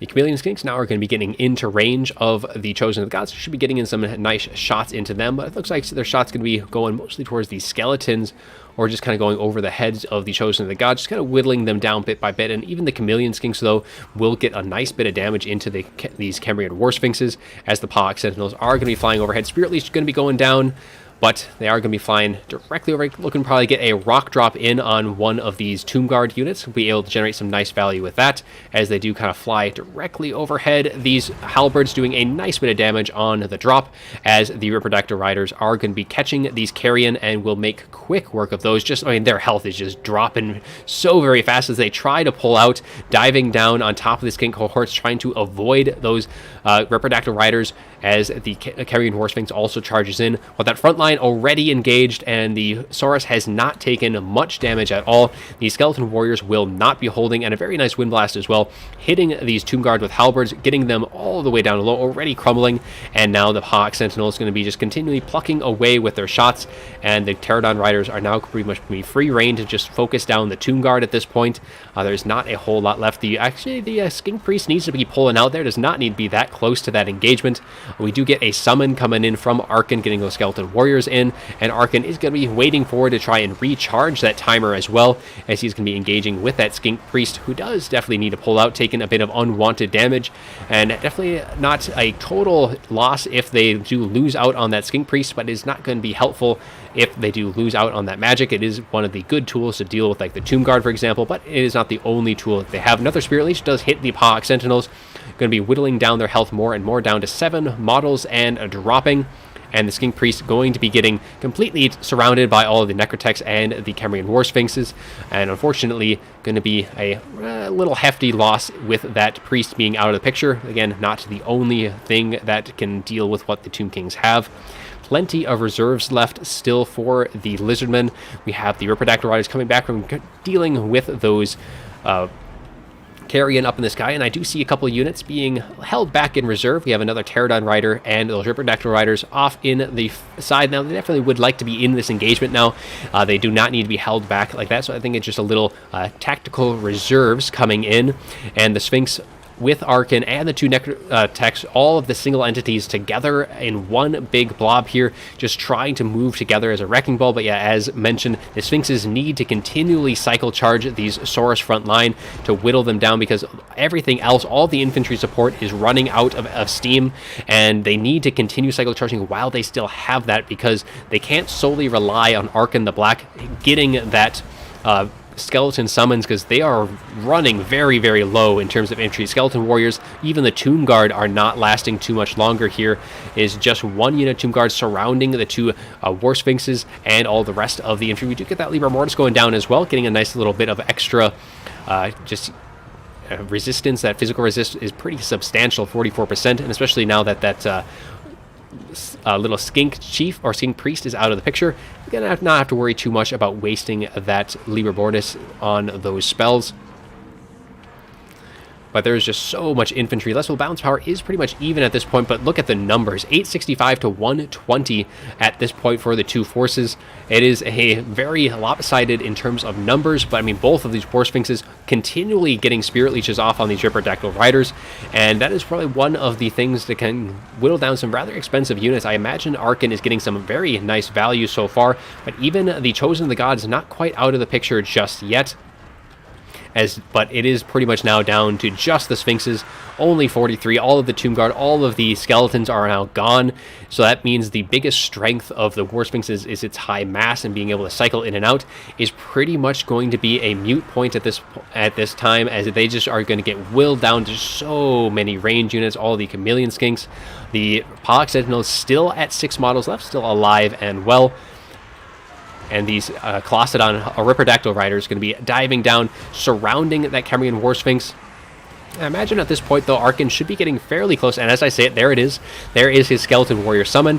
And in response, also going to be seeing that Ushabti summon, going to be diving right on down. Going to be just trying to get as much damage off. And balance power actually is in the Tomb King's favor. And I think maybe losing that Spellcaster so early on may have actually been a little bit more unfortunate than initially anticipated, as just all these, I mean, it is inflated a little bit with that Ushabti summon and the Skeleton summon, but still, it is not looking so strong for the Lizardmen here as it was early on in that fight. A little bit of lag here, but we are able to pick back up, and things looking a little bit better. Liber Mortis goes down as well, hitting all of the remaining Lizardmen forces, and the Necrotech getting very low. That is going to be one of the single entities going to be going down. I don't think there's any keeping that one in the fight. It is going to be crumbling away bit by bit, and we still have that Red Crested Skink Chief getting that poison into the fight, and it does have that armor piercing bonus versus large. Ripperdactyl Riders now focusing down Arkan, and once Arkan is gone, I mean, it's still not quite over yet, but the lack of cycling that the Khemrian War Sphinxes are going to be able to do. The Ushabti summon still going alive and well, still has a bit on its summon left. It is on its final stages now. Another Spirit Leech. There's just been tons and tons of those, going to be probably finishing off these Ripperdactyl Riders. They are very much a glass cannon unit, not a whole lot of HP per model, as more of the Pollock Sentinels get routed off, and both of the Khemrian War Sphinxes still very, very healthy. And I think they've probably gotten their restores off as well, but I do not see, well, there's one Necrotech left. I don't know if it's used both of its restores or not. Definitely had enough time to do so. Ushabti summon is finally disintegrating, and once again, just down to the single entities, 4 versus 400. But the Khemrian War Sphinxes are getting a little low, but there is another summon just as all of the single entities do finally kind of pluck away. But still, the Khemrian War Sphinxes have not really been cycle charging as much as they could be. They do get a nice little charge there, trying to really focus down that Red Crested Skink Chief, as they are just tag teaming that little skink, just trying to get rid of some more of that leadership, getting rid of any and all abilities that the leadership have for the Lizardmen. And I think, yeah, the Tomb King's looking to be pulling this one out despite all odds, and really I was not expecting the Tomb Kings to be able to pull it back, but the War Sphinxes just proved to be beefy enough, and the Tomb Kings pull through. Did not expect that from the build going in, but yeah, they definitely pulled through that, and I definitely think losing out that Skink Chief definitely, our Skink Priest definitely was a factor in that. Because we look at that was early on, got a couple good wind blasts off, but for the most part, it would have been nice to have that. Red Crescent Skink got 800. Now, if we look at the Tomb Kings, though, the War Sphinxes, 1,400, 1,000 on those two. Even the Chosen of the Gods didn't get all too much themselves. But I think, I mean, there's not a whole lot of value. Arkan, with his Spirit Leeches, did so much work, though. I mean, 2,200, pretty decent damage. I mean, really, the Spirit Leeches were very efficient, though, at dealing with the Pterodons and the Ripperdactyl Riders. It's definitely the best target to be going off on. And it was able to really just rattle them off one at a time, very, very quick. But yeah, I mean, still, from those builds, I think play that again, and that may go the other way. But definitely Well played on the Tomb Kings, able to really just claw their way back despite being like just really overwhelmed by the Saurus. Saurus did okay, but they still weren't able to do that well. I think maybe some more Chameleon Skinks would have been in order, but they couldn't. They could bring one more. They could have brought one more Chameleon Skink if they wanted to, due to the Pterodon Riders, because they already had 360 fire. I mean, the Fire Leech Bolas did very well. Even the Pox Sentinels, the Ripper-Dactyls, not as well. One did pretty good, but I think, yeah, another Chameleon may have changed the outcome. Drop maybe a Skink or two and throw a Chameleon in there. May have been a little bit extra DPS, another 1,000 damage. Would have been a good little bit there, but that is it for Game 4. It is going to be the rubber match now. We'll update the scorecard this time. Won't forget it this time. Round 2-2, going in to Game 5. Oh, shoot, gotta switch back between that. I don't want any builds to be spoiled so early on.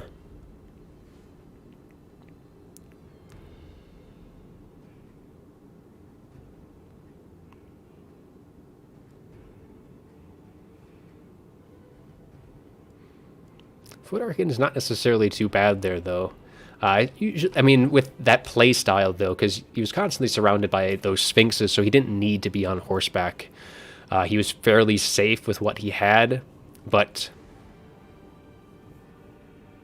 Oh, was that a question there? I must have missed something.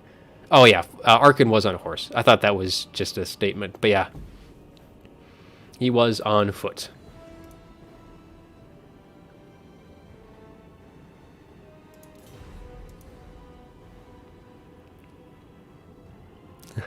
But Game 5, one more game to go. The winner moves on to the round of 16. All right, people, keep it clean in chat, though. No need to be criticizing other players or anything, or calling names like that. So just keep it clean, keep it friendly in chat.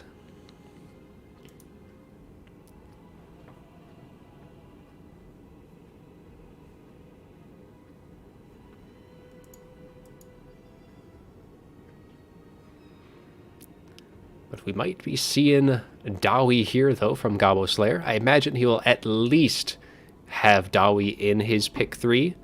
In this format, it is actually pretty strong to be having them in there. Just as like a deterrent, because while they have counters, they are strong counters to other factions. So just having that can really influence how the pick 3 goes. But Gobbo Slayer going to be thinking... out, or just thinking his strategy out here. This is kind of one of the ones where you gotten all the way to the last game, so you don't have as many factions available to you. You can see that on screen exactly which factions are available for his pick 3, and he does get a ban as well. But he has also used up 4 of his bans, so he can't repeat those anyways. So it's going to be a little interesting, kind of figure out the logistics so you don't open yourself up to some very strong counter pick.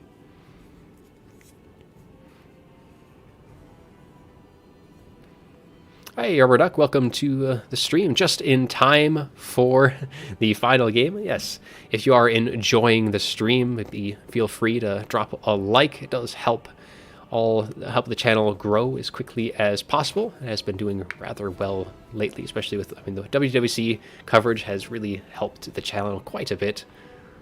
It's been very fun casting all this. Hey, Happy, welcome to the stream as well. Welcome, everyone.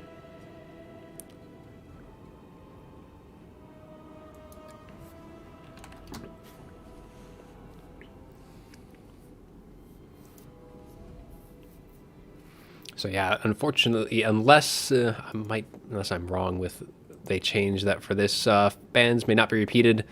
One of the 3 factions, yes. Just double checking,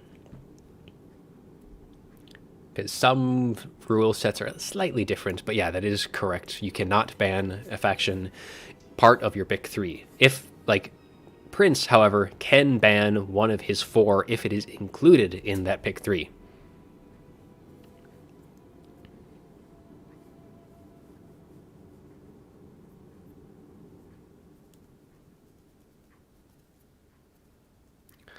Oh man, Dawi Mirror to wrap things up. That would be, oh, that would be so painful. Oh, well, glad that you could at least stop by.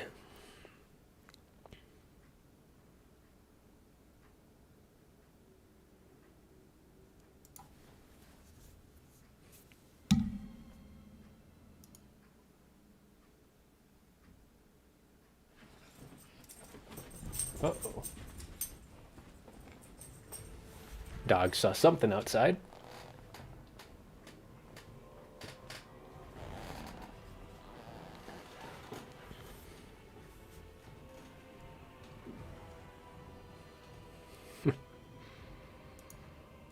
Scowel Slayer still thinking about his picks and threes. Yeah, this is a very... When it gets to, best of fives, that pick three is... Ooh, it is a little harder to really kind of figure something out. So, given Gobble Slayer plenty of time, I mean, there's no rush. This is the final game, after all. No more games after this. With this is going to be the finale for the stream today. And Gobble Slayer is going to take a quick little break and be right back. But hopefully it'll be pretty quick here. But he is doing the pick three, so we'll just kind of hang out and chat then while we wait. So, Kenny, I am from Minnesota, and it is snowing today. We do have snow on the ground in Minnesota in middle of April. It's great. Dogs love it, but yep, there's all white outside, still snowing. It's been snowing pretty much all day today. Yep, it is only 3:30 right now, so...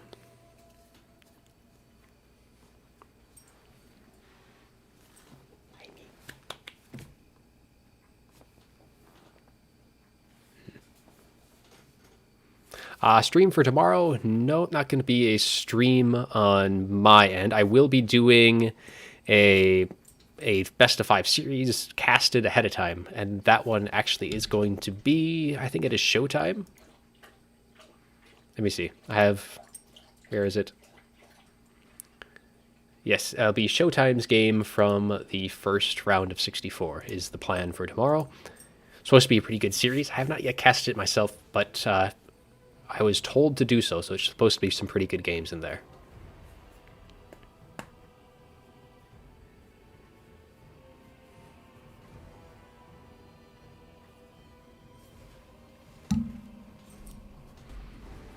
Well, I mean, they do get plenty of training out in the snow, plenty of skiing over winter, but that's going to have to be put on hold for a little bit as they get accustomed to the heat. They definitely are not ready for that summer. Last week it was a lot warmer than it was today, and they were not happy with that.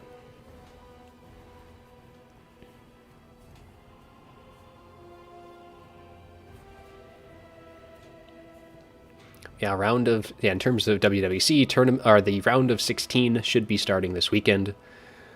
Should be some good fun for that. So Germany snowed last week, so yeah, threw it all over stateside then.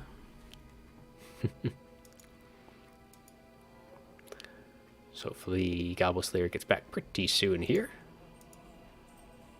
Dogs have been out running, well, not outside. They've been running loose around the house for the last few hours, so they'll be ready for a little exercise after this.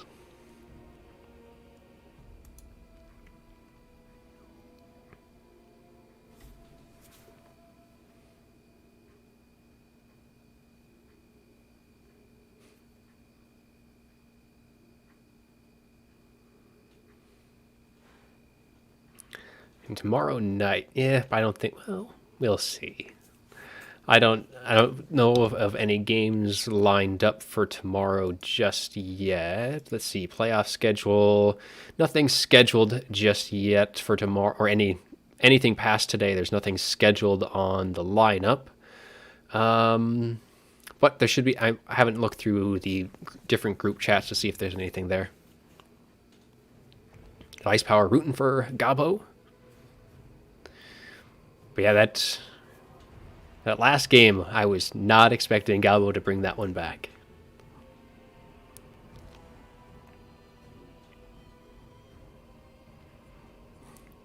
Yeah, with replays, well, for live streams, if there's enough people like interested in playing on a certain day, then you can get stuff, but otherwise it's really hit or miss.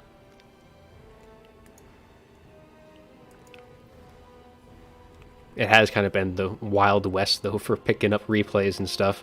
If you see it in the lobby, and if I don't see that anyone's casted it in the video section of WWC, then I feel like it's free to go. Otherwise, it's pretty much up for grabs. All right, so Gobble Slayer has returned, and he has made his picks. So he's gone Lizardmen, Wood Elves, Counts, and banned High Elves. So unfortunately, that does not mean Dowie today. So he has banned High Elves, and we have gone with Lizardmen, Wood Elves, and Counts. So it could open up the door for Skaven. And Wood Elves, go Skaven. Not really the best into Counts, but I don't think that's the way to go. What else do we got? Beastmen? Nah, I don't think that's a good one. That's a bad one. Dark Elves? Actually, Dark Elves might ban Wood Elves, go Dark Elves. Could be. It's not as good as it used to be against Lizardmen, I don't think, but it could work. Dowie? Pick Dowie, ban Lizardmen? Possible.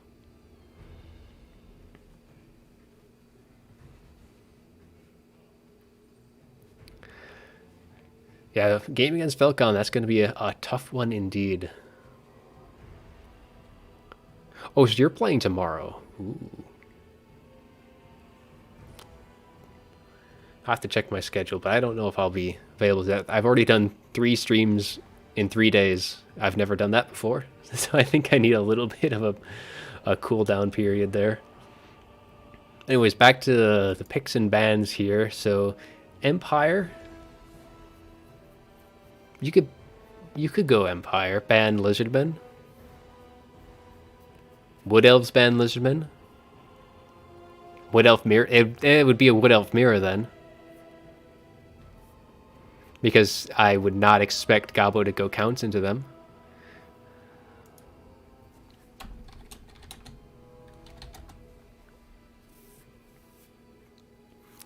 Gabo wants to switch his ban to Dark Elves. And that's up to Prince if he wants to allow that or not.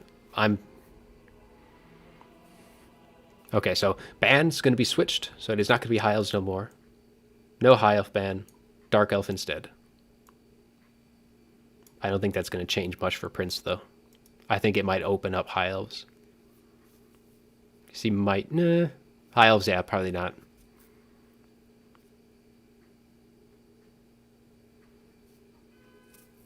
Chaos ban Counts. I mean, you could even not ban Counts, but Chaos... Maybe Chaos ban Wood Elves. I think Wood Elves is pretty good into Chaos.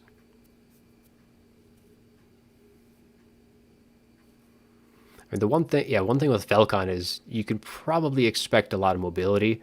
He really does look to outplay his opponents, and it works out really well. Nirab, welcome from Germany. Welcome to the stream.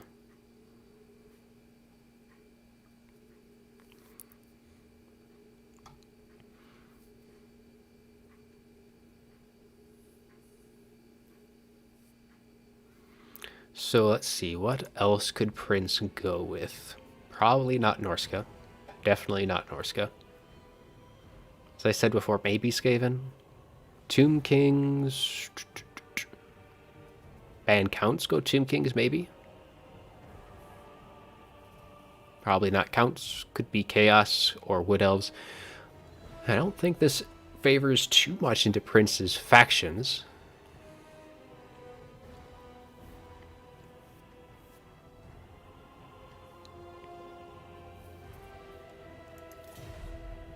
But Prince still thinking of what he's going with.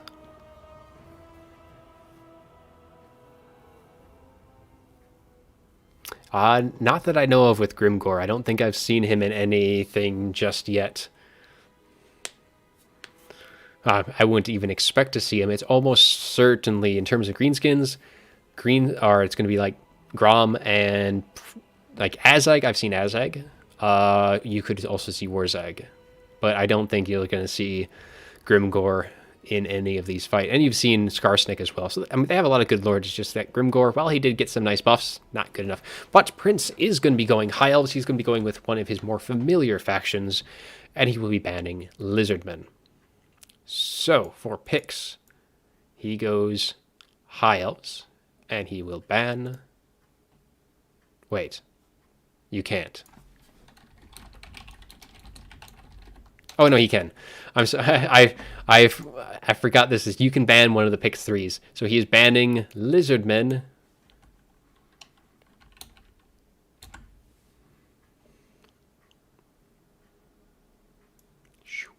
There we go. And he is banning Lizardmen. And Gabo is going to be going Counts. Interesting. Oh, so interesting. So he will be going with the Counts. What an interesting pick. So we have Counts versus High Elves for the rubber match. Definitely High Elf favored. But not unwinnable for Counts. I definitely would have expected to see Wood Elves, though, as probably a more even matchup. Yeah. Going Counts, though, is definitely an interesting choice. He must have a strategy. I mean, there are builds that work. But,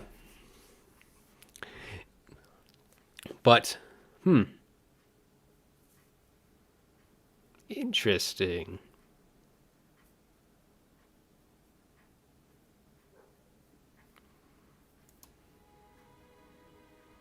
Yeah, as I was saying, it's not unwinnable, but still usable. And yet, Caligar, I actually do take Vlad in this matchup when I do. So we'll see if how Prince is going to be able to do his build. I mean, with Prince, I mean, there's a lot of ways you can go like heavy Phoenix box. You could go like sword. I've seen a build. I think VM has used it a lot, where it's Sword Masters, Fireborn, Star Dragon.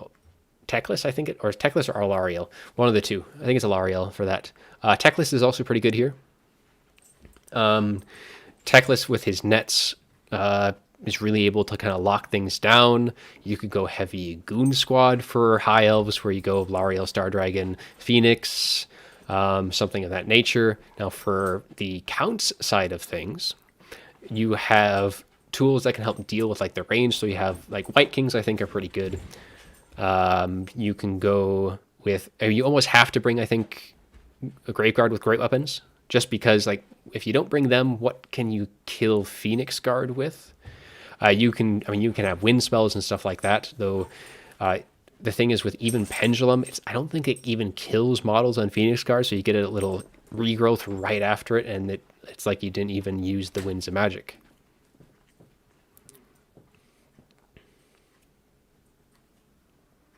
But I'm actually really interested to see what Gobbo Slayer has in store, because he specifically wanted to ban Dark Elves over High Elves. And I think that may have just come with, like, he was expecting, like, if we go back and see, like, he had banned High Elves instead, so we go Dark Elves, ban, say, Wood Elves, then we're sitting at Lizardmen and Counts, and if he was intent on going Counts, Dark Elves is much, much worse.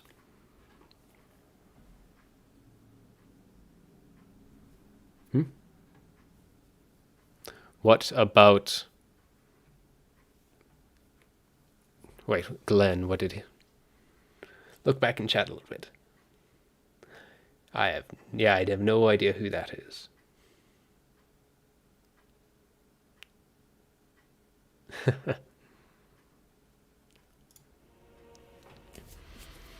it'll be interesting to see how these builds kind of shape out here. Yeah, I'm going on for more of what the Counts can bring.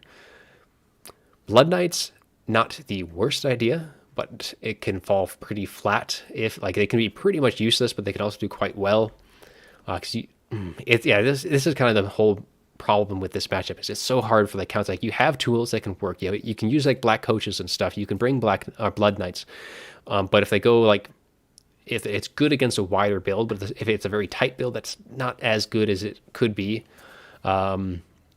You can go heavy air, but if High Elves go heavy air, then you're really kind of out of luck, because of, like, Tempest, for example, is a very strong tool against that. Counts can bring that, but again, if you bring the Von Karstein Lord with the Storm of the Night, expecting air, you can essentially have that Lord be useless if you don't have air, while whatever the high elves bring can work out for the most part.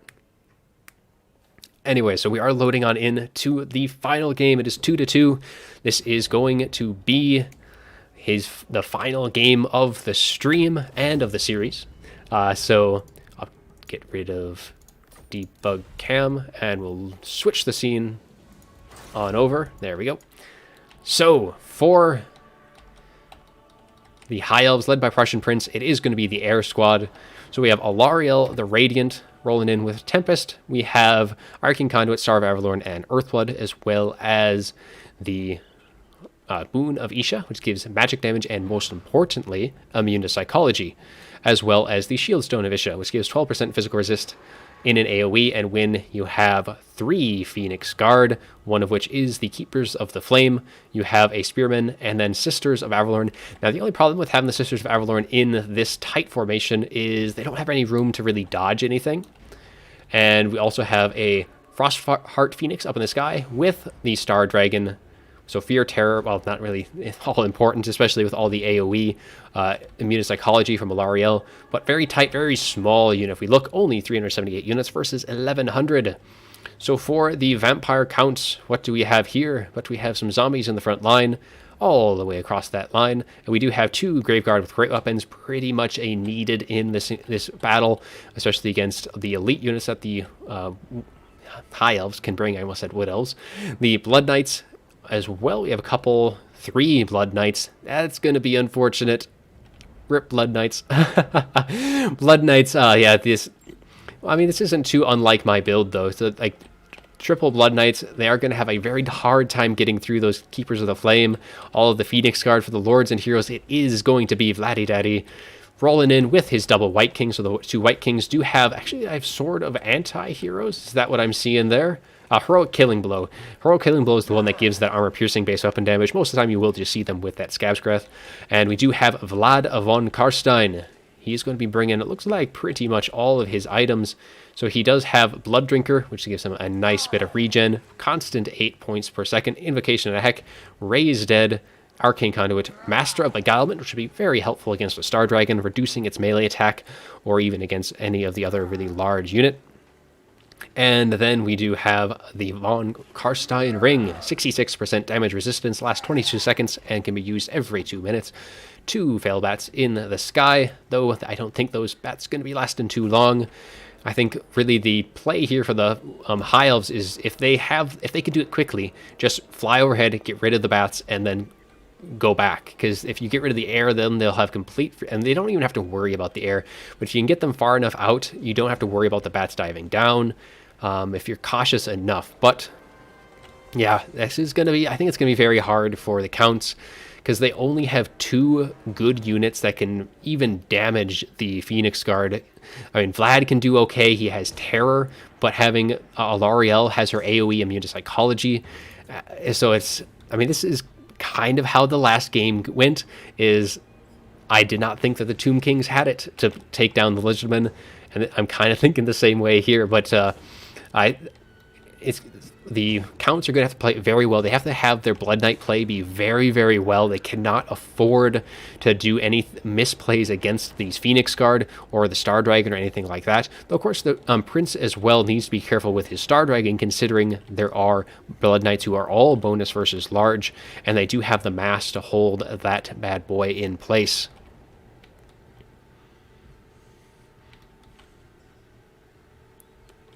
Did I say High Elf Black Coaches at one point? Oh, without Black Coaches. I was looking at the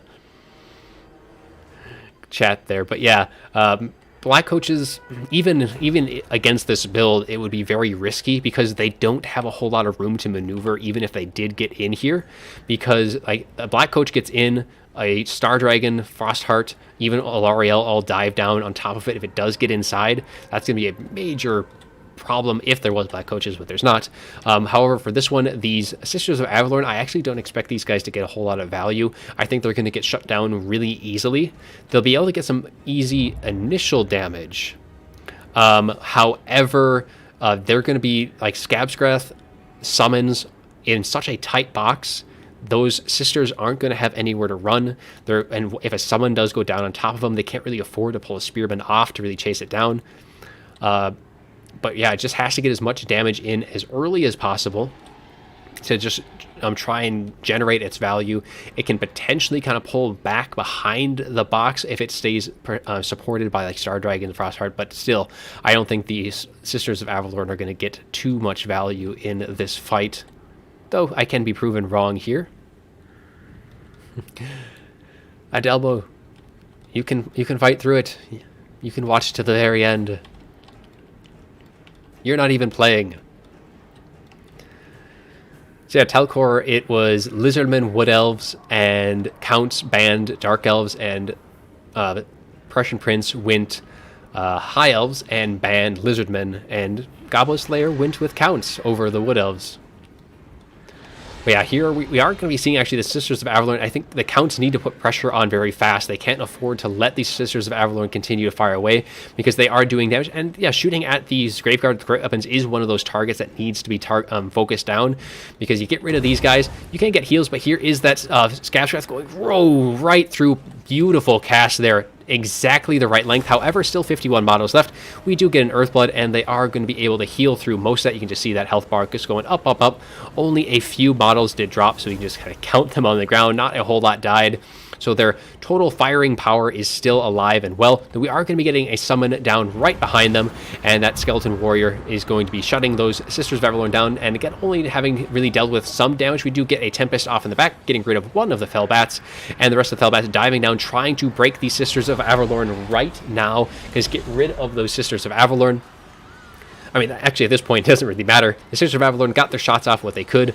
I probably wouldn't have even gone with those Sisters, but the balance power is still going to be dead even too early to really tell, as just this initial collapse is actually going to be keeping these Sisters alive. Having Alariel, Star Dragon, all these units are able to peel off all of the approaching units, and it is a collapse of a collapse right now as all of the Blood Knights trying to get in, but the Blood Knights cannot afford to stay engaged for too long. These Phoenix Guard are just going to be holding back against everything and anything.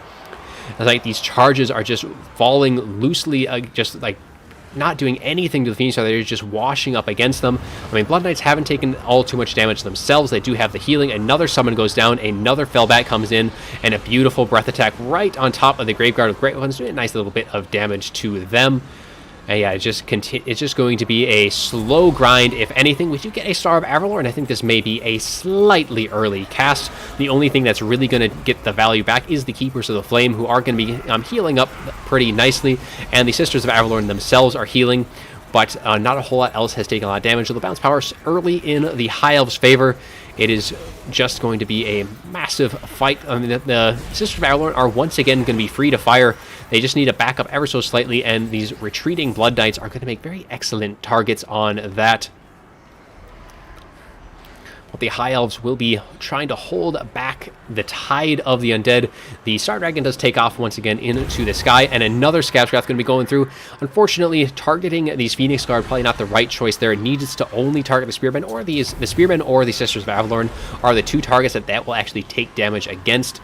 And I mean, that may have been a little bit of a panic as well, considering one of the White Kings is getting very low in terms of HP. Another summon from Vlad going to be dropped into the back line. Unfortunately, his terror is being mitigated pretty heavily with Alariel being so close to all of her units. Blood Knights once again trying to charge in against these elite halberd units, but so far they have just been washing just like water against the rocks against these Phoenix Guard, as the Star Dragon's still very healthy, as is the Frostheart Phoenix, though right now the Alariel the Radiant is in a little bit of a bad spot right now. She kind of needs to be pulling back here if she can. She is kind of surrounded by Blood Knights, but the two White Kings doing a little bit of damage to her. And actually taking a bit right there, so Alariel actually now does need to pull out of here, and she is going to be doing just that. Wait for that Star of Avalorn to come back. She does get an Earthblood off, so Alariel just needs to kind of hold back, wait, stay in the sky, don't really try and dive down anytime soon. Let the Star Dragon, and as I said, head Alariel right back into the melee grind. Another summon on top of the Sisters of Avalorn, really keeping them shut down, and really needs to do that. And yeah, the Star Dragon, though, is just going to be such a hard unit to bring down. Balance power is shifting more and more into the favor of the High Elves, as Alarielle does pull right back out once again. And as I was saying before, I think she really does need to wait for the Star of Avalorn to heal herself back up before really trying to commit to melee, unless she's very cautious in doing so, only trying to really peel off any of the zombie summons. But this box has gotten very, very tight. There is not a whole lot of room to maneuver, as the Sisters of Avalorn really have not been firing since the get-go of this game. The Star Dragon is now lunges a little far forward, and the Blood Dragons, or Blood Knights are a little far out of the way to kind of capitalize on that little overextension of that Star Dragon, and the Star Dragon is going to be able to get right back into the middle things, and that second, or I guess the third, Scabscrath of the day is able to finish off the Sisters of Avalorn, and away they do go, getting some value, but I don't think they generated quite enough to make their pick worthwhile. I think there is just too many elite halberds left. All of these Phoenix Guard are just standing so very strong. Another summon trying to get that rear penalty in, but then just the high leadership, having a Alarielle so close, a breath attack directly above, not really able to do so much. Probably did more damage to those Phoenix Guard, if I'm going to be honest about that. And here is that Star of Avalorn going to be hitting Alarielle, going to be hitting all of the Phoenix Guard, and I think this is going to put that final nail into the coffin. All of this healing is just going to be a little too much for all the Blood Knights to really kind of just break it down. And Star Dragon still at full health. White King going down. All the Blood Knights trying to get into that back line, but they are just failing time and time again, just continually taking more and more chip shots. Yeah, at this point, with the White King gone, the Blood Knights so low, I think the Star Dragon can easily take what the Blood Knights have left to offer. Sure, they have some healing left, but now it is just Vlad, his Blood Knights, and just some zombie summons to be thrown into the mix. But they will not be able to bring down the Phoenix Guard, and I even see some arrows coming in as these Sisters of Avalorn are back firing away, and with them back, that is going to be it. Army loss is going to be taken hold, and that will be all she wrote. Prussian Prince taking it in Game 5, and kind of how this matchup kind of expected to go. It is very unfavored for the Counts, and Blood Knights with this build not going to be able to break through all of that Phoenix Guard.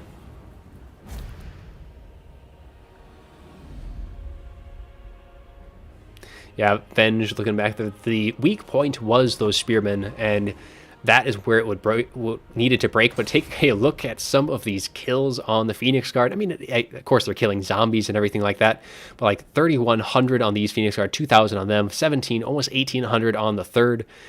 Spearmen not really doing so well. Sisters of Avalorn only 800. The Frostheart getting 1,000. Star Dragon 2,200, and even Alarielle getting 800, while all the Blood Knights just kind of washed up against them, not getting any good value. Rest of the forces, I mean, I think it needed more Graveguard with great weapons, to be honest, and like black coaches over the Blood Knights to break through that back line. White Kings, ooh, wow. White Kings 2,400 on these, like that is a bunch of damage. I mean, those Scabscrath really did do a lot of damage to the Sisters of Avalorn, which do a lot of damage to those guys. And then just being able to just wade through the halberds. Unfortunately, they were not up to the task to take down all of those elite ones. But that is going to be our series. So let's update the scorecard to reflect that, as Prince takes the final game 3-2, and he will advance to the round of 16 against his own predictions. He was predicting against himself in the voting on everything. Let's head back to that main screen. Let's do a send-off for the day. We've had two good series today. This last one going all the way to Game 5. Excellent games by both sides. Really good fun with that. And yeah, that White King, yeah, definitely getting damage onto Alarielle generated a lot of that value on top of things.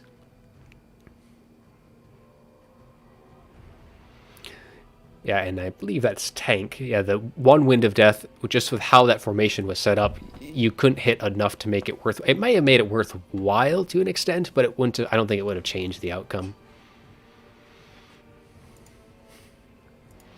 But yeah, that is why the Counts do hate going up against High Elves, because of that last one. It's exactly why Counts hate it so much, myself included. But yeah.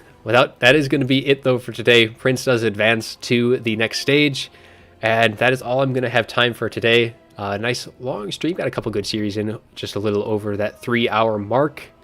But unless anyone else has any more points or any more questions to be asked at this point, we're going to be closing things out in just a minute here.